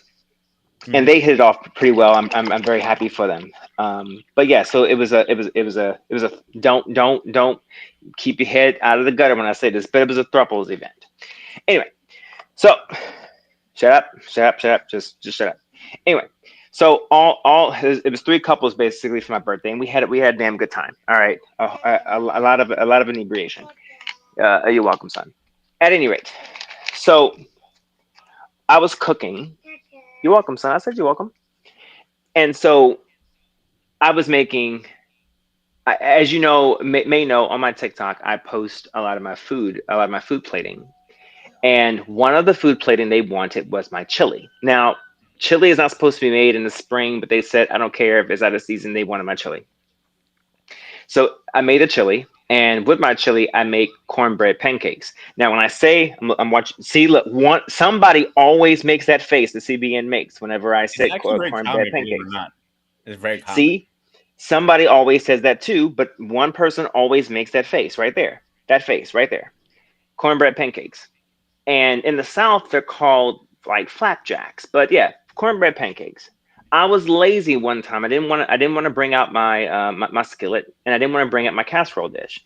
So, I wanted cornbread. So I was like, you know what? I'm gonna make these things in a skillet. I'm gonna make these things in a pan, but not my cast iron.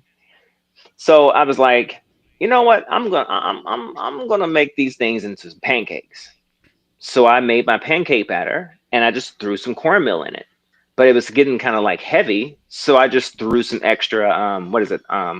Baking powder in it and made it a little heavier with the flour, and then there we go, cornbread pancakes. Anyway, so I made the chili, and the lady from TikTok, she was there, and she was over there at my sunroom table, and she was swaying, and she was like humming to just the smell of the food, and she was mm, mm. And she says, boss man. She says, you got this place humming. And she just couldn't wait. She just couldn't wait. So I had finally, like, and they were watching me chop everything. They was asking questions about why I was chopping things a certain way, so on and so forth. Yada, yada. They had watched me prep everything, so on and so forth. So I had gotten the base. I had got everything done. And literally, my chili recipe is only about maybe 5 or 6 ingredients. It's not very elaborate, but it is the quantity and how I mix everything together.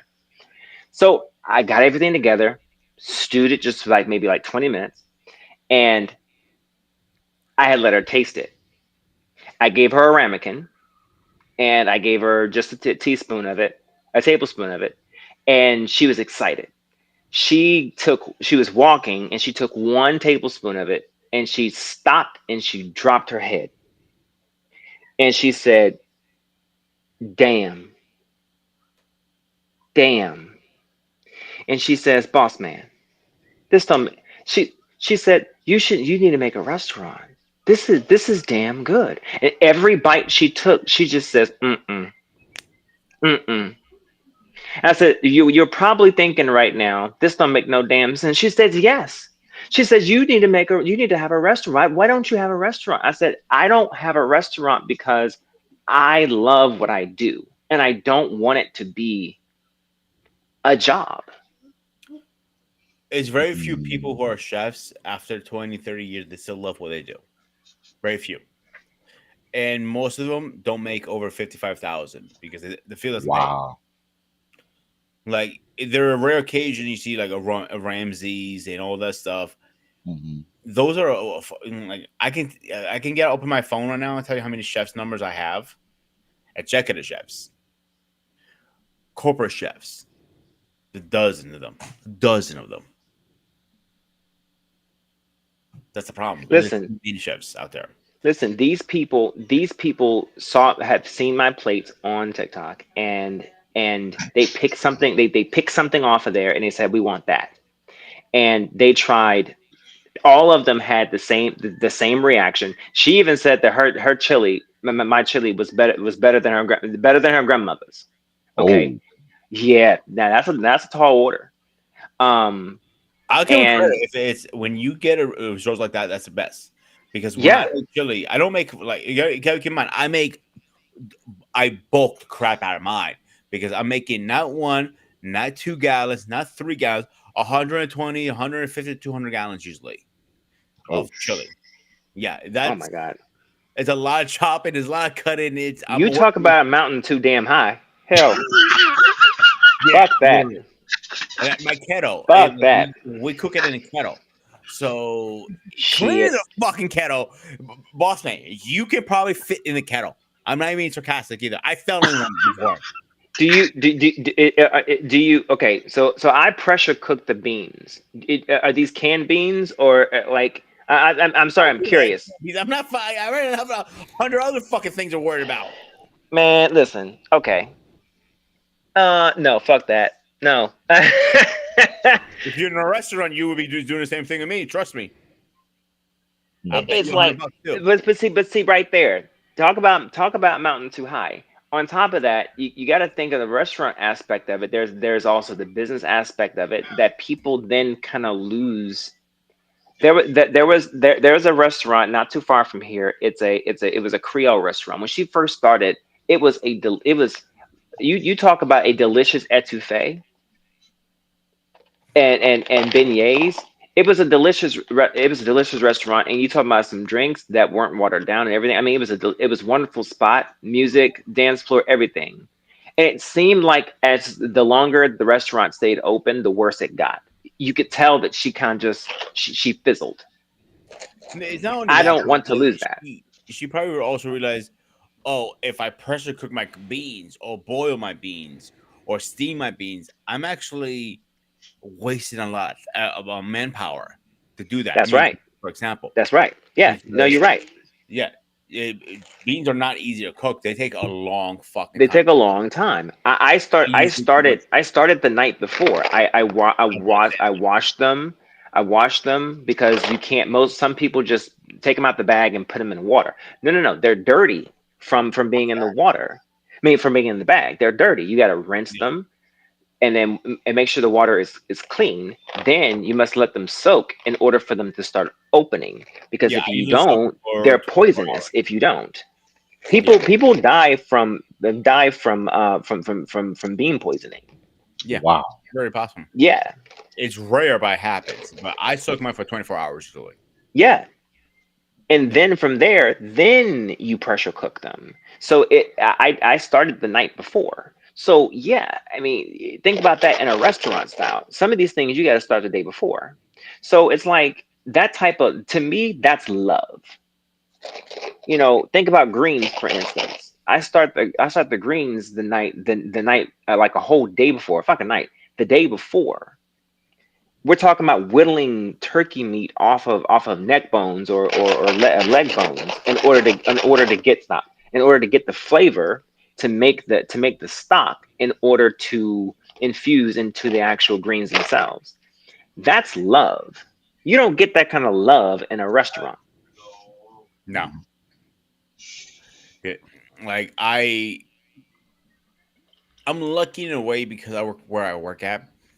I can put the love back into the food. But I also understand, okay, I cannot use too much salt. I gotta watch the seasonings because these are elderly people.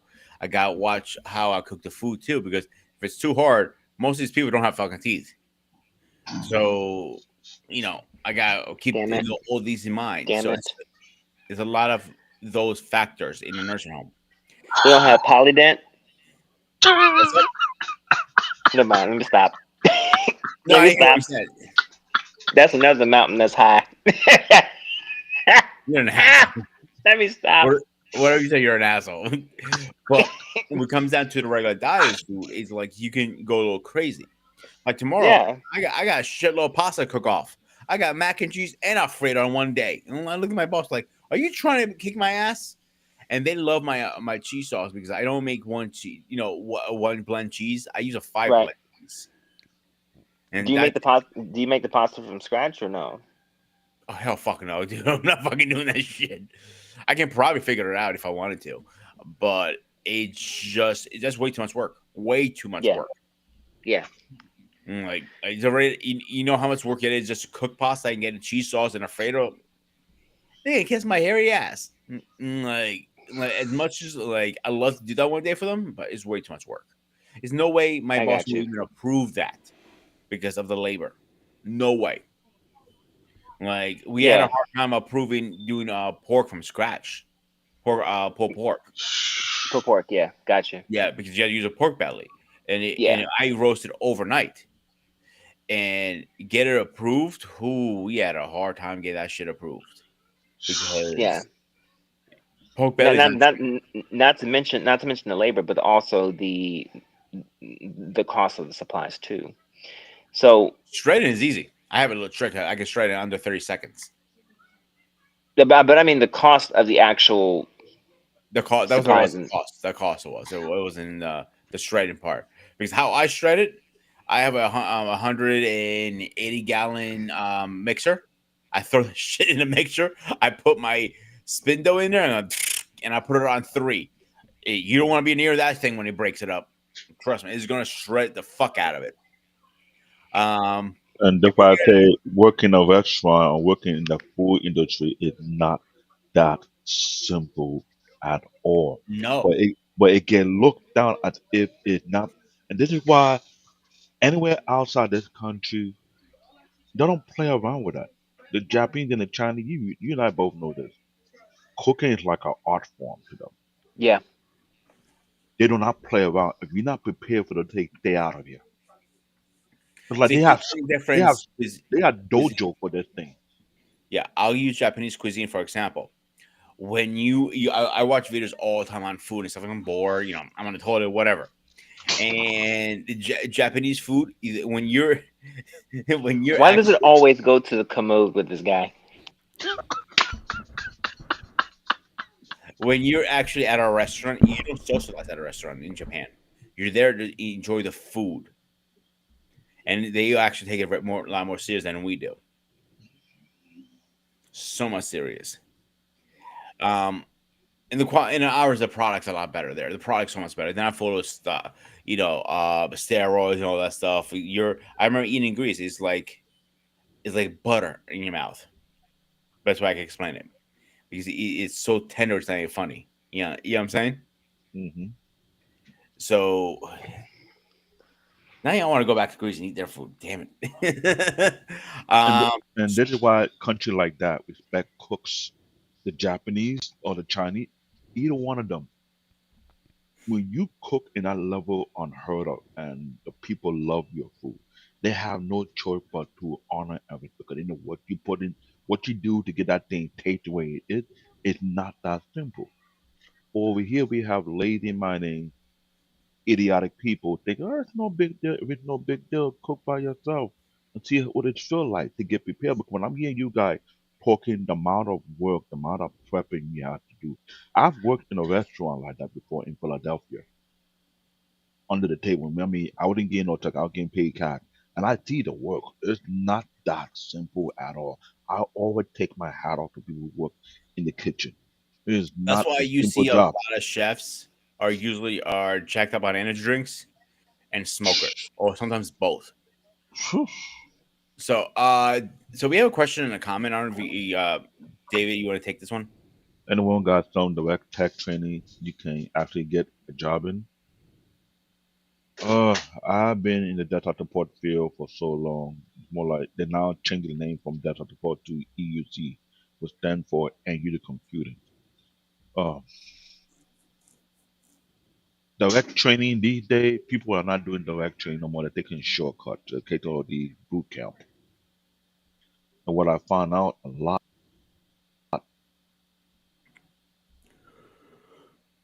Uh-oh. You froze again? a lot of people don't have technical skill to actually do proper troubleshooting. Don't keep up together and doing what needed required to get things work and figure out what causing the problem. There's a lot of tech out there can't even do that no more. You'll call someone to come and fix it. It's when you could have done it. It wouldn't take you 6 minutes to get it done. And that's just it. Or you need to call the vendor to come in and replace. Like really? I remember I did an interview with that with some dumbass question. What the RAM? What the RAM? I'm like, you serious, right?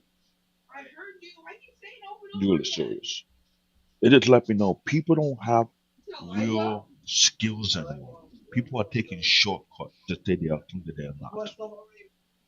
So imagine someone taking a shortcut to say I'm a chef and never put in the actual work.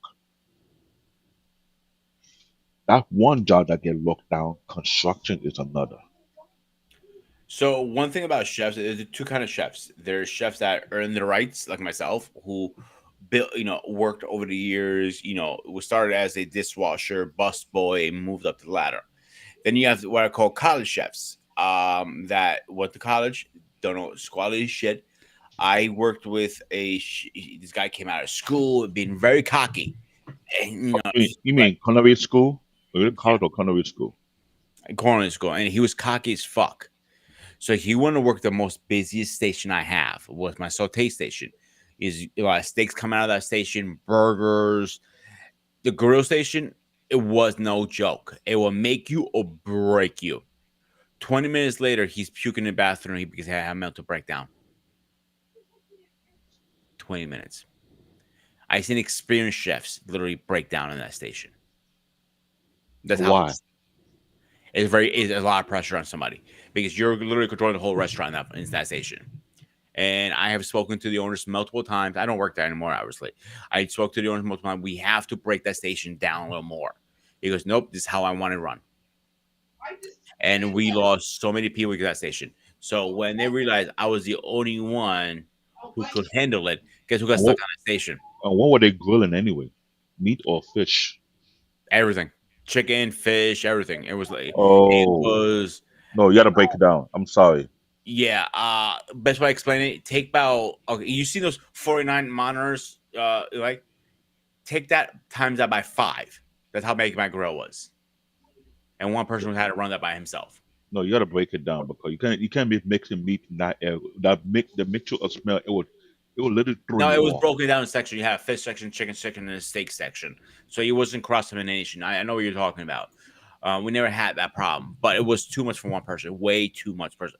Fish wasn't really a big popular seller there. It was the steaks. That was the fine cut steaks that was pushing hard. I mean, I put it this way: a T-bone, not a T-bone, is it T-bone?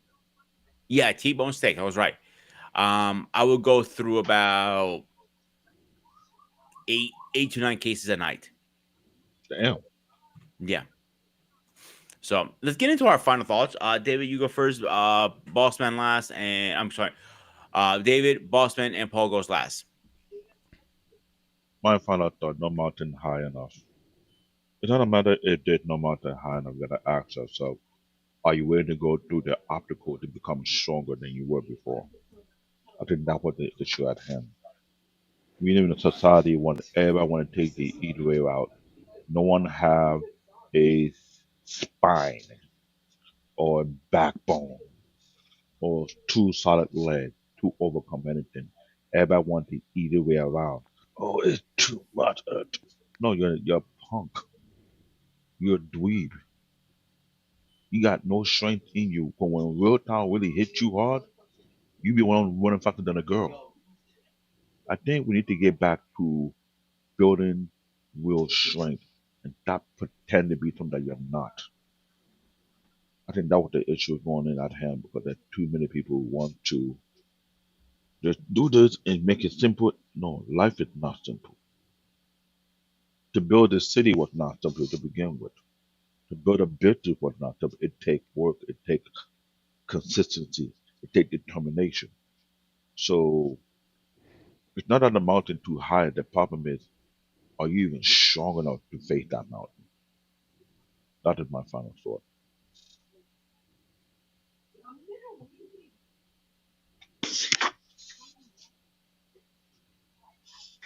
Boss man, you're next. All right. I'll kind of end where I started. When we say that no mountain's too high, I think it's kind of broad, and I think that kind of takes into.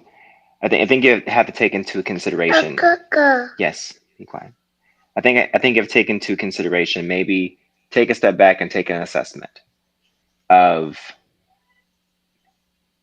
taking life in strides, and take life in a more of a strategic approach, and building up resilience when you are a person who is, when you are goal driven and you're always on the go, and you have a family, and you have people relying on you. If you are always on the go, you are always striving for the next thing, you can get burnt out, you can get tired, you can get stressed out and stretched out. And so when you are at that point, there comes a point in time where, yes, you have to continue going, but it has to be a come point in time where you must assess.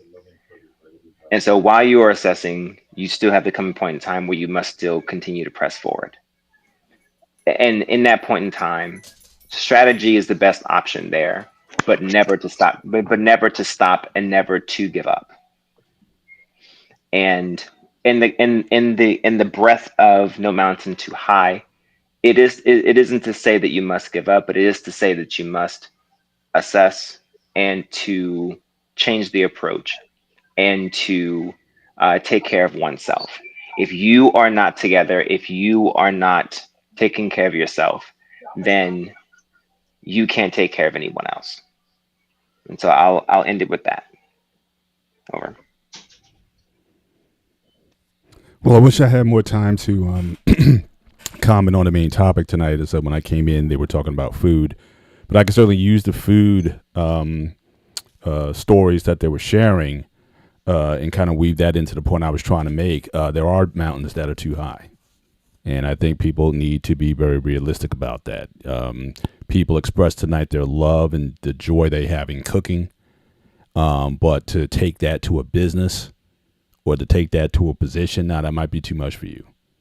And I think you need to be honest with yourself about the difference between the love of cooking versus running a restaurant or being an entrepreneur in a restaurant. It's a totally different skill set.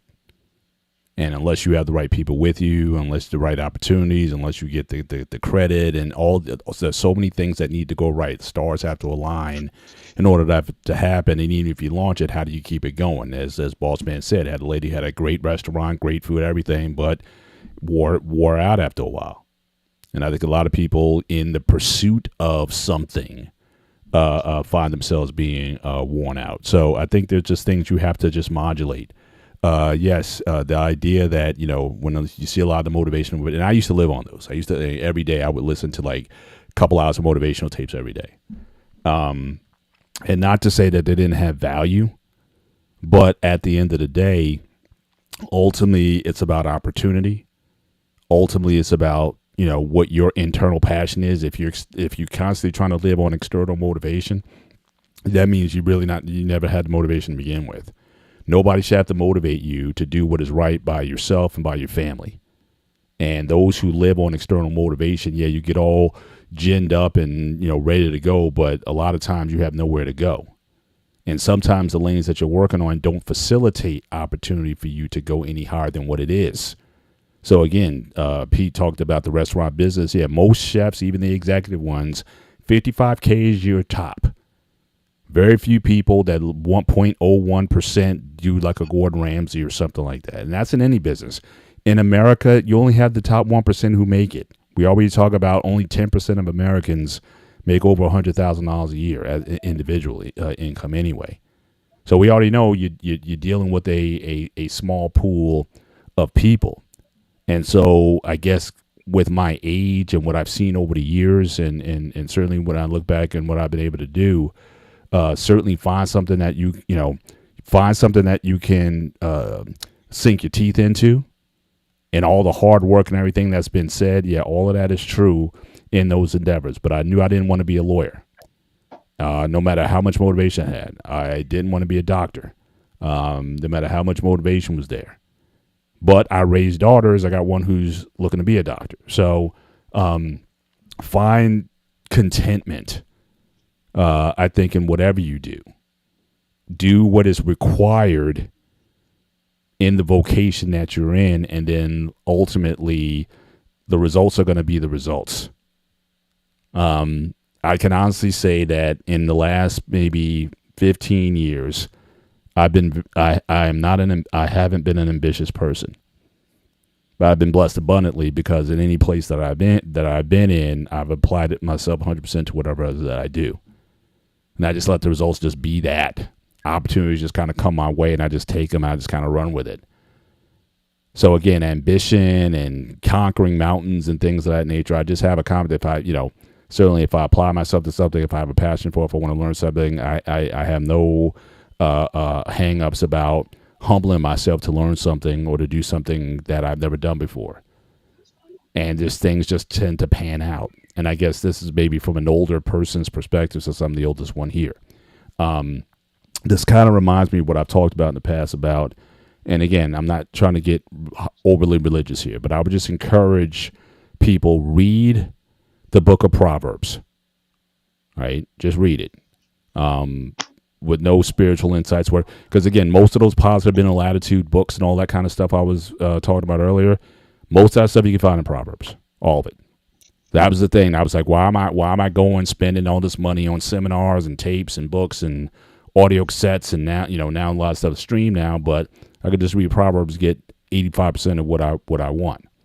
But then after you read Proverbs, I want you to read another book. I want you to read Ecclesiastes. And at the end, so this is the same central author, Solomon, wrote Ecclesiastes, and he wrote about 2/3, about 60% of Proverbs. And he has a very different outlook on a lot of what's been talked about tonight in Ecclesiastes. And at the end of the day, he talks about there's only two things that are really worth, that are noteworthy. One, certainly to enjoy the fruits of your labors, whatever they may be.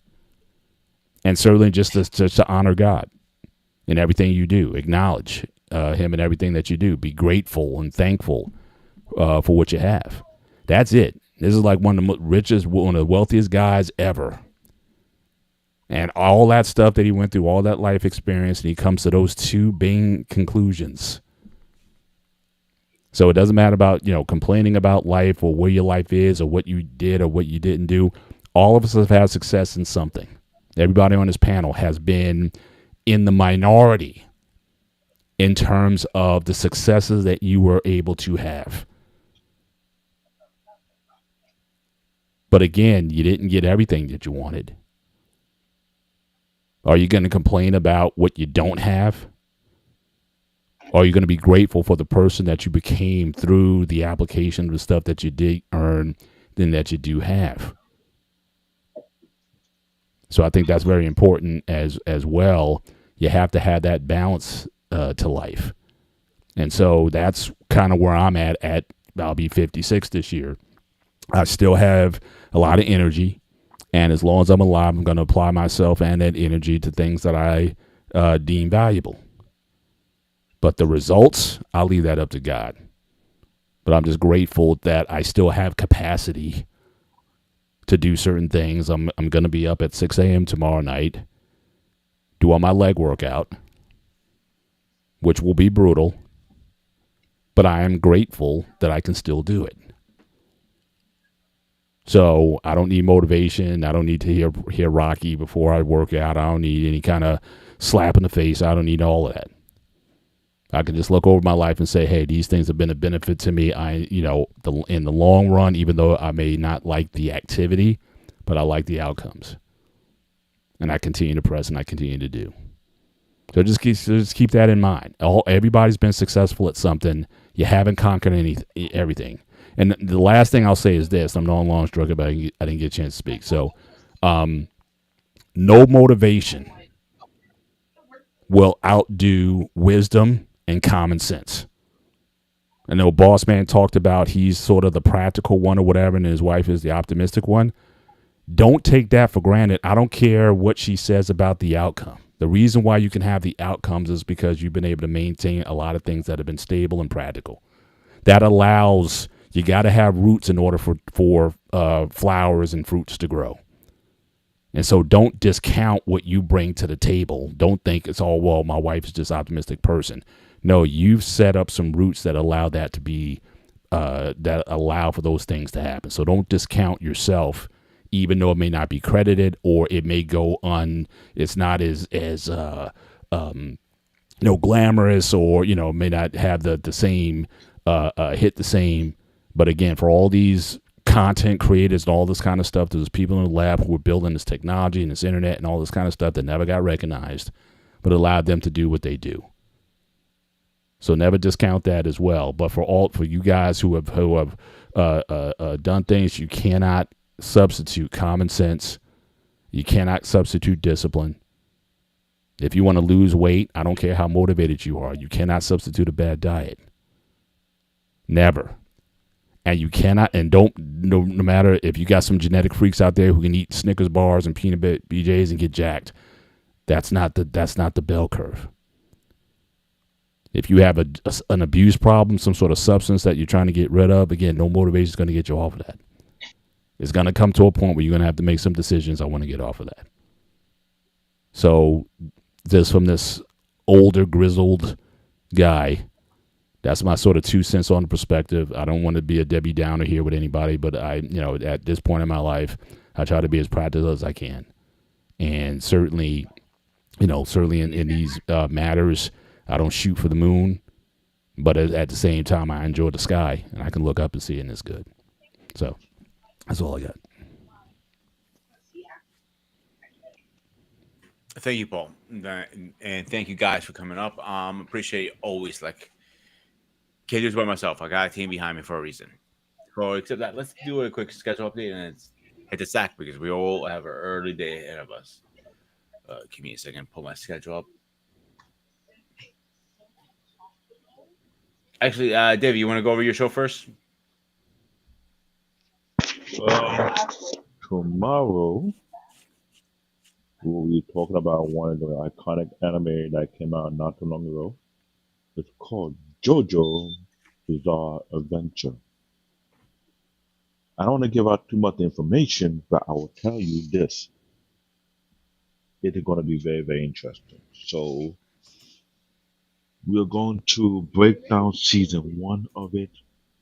The plot, the storyline, the design, the choice of artwork, why it went down that way, why it became a hit, why it became a cult following. So we will break down all those information. We'll take our time and enjoy because I'm not gonna lie, that franchise at first get the hell out of me. I was like, what the hell is this? And some of the inside joke were just over the top, but it worked for its favor. So tomorrow it will be a dissection of the show. And I hope either we have some question or people have their own view or argument about the show based on that particular topic. Because this JoJo Bizarre Adventure, you're a fan of anime, coming on Wednesday, we have that conversation. All right. Paul, you want to go over your show? Yeah, so on Thursday on Next Gen Training, we're going to talk about effective communication through the DEEP technique, DEEP. That'll be the acronym that will certainly lead the conversation. Tune on Thursday to find out what that is. All right.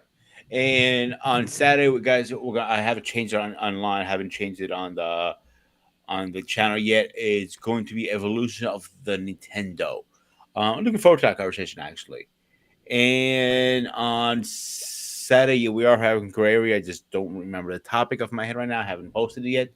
So accept that. And next week, we'll be back on here. It's 5 things you should keep quiet about. That's all I'm going to leave it to now. Except that. Any final words, David? No final word. I'm good. It is bear paw. Yeah. Bossman, any final words on your side? None here. I'm good to go. All right. Paul? I'm good here. Guys, as always, this is David. This is Bossman, the president. I am Ghostbar. This was SQ Network. As always, stay fresh, stay safe, and I'll see you guys on the next one. Bear paw.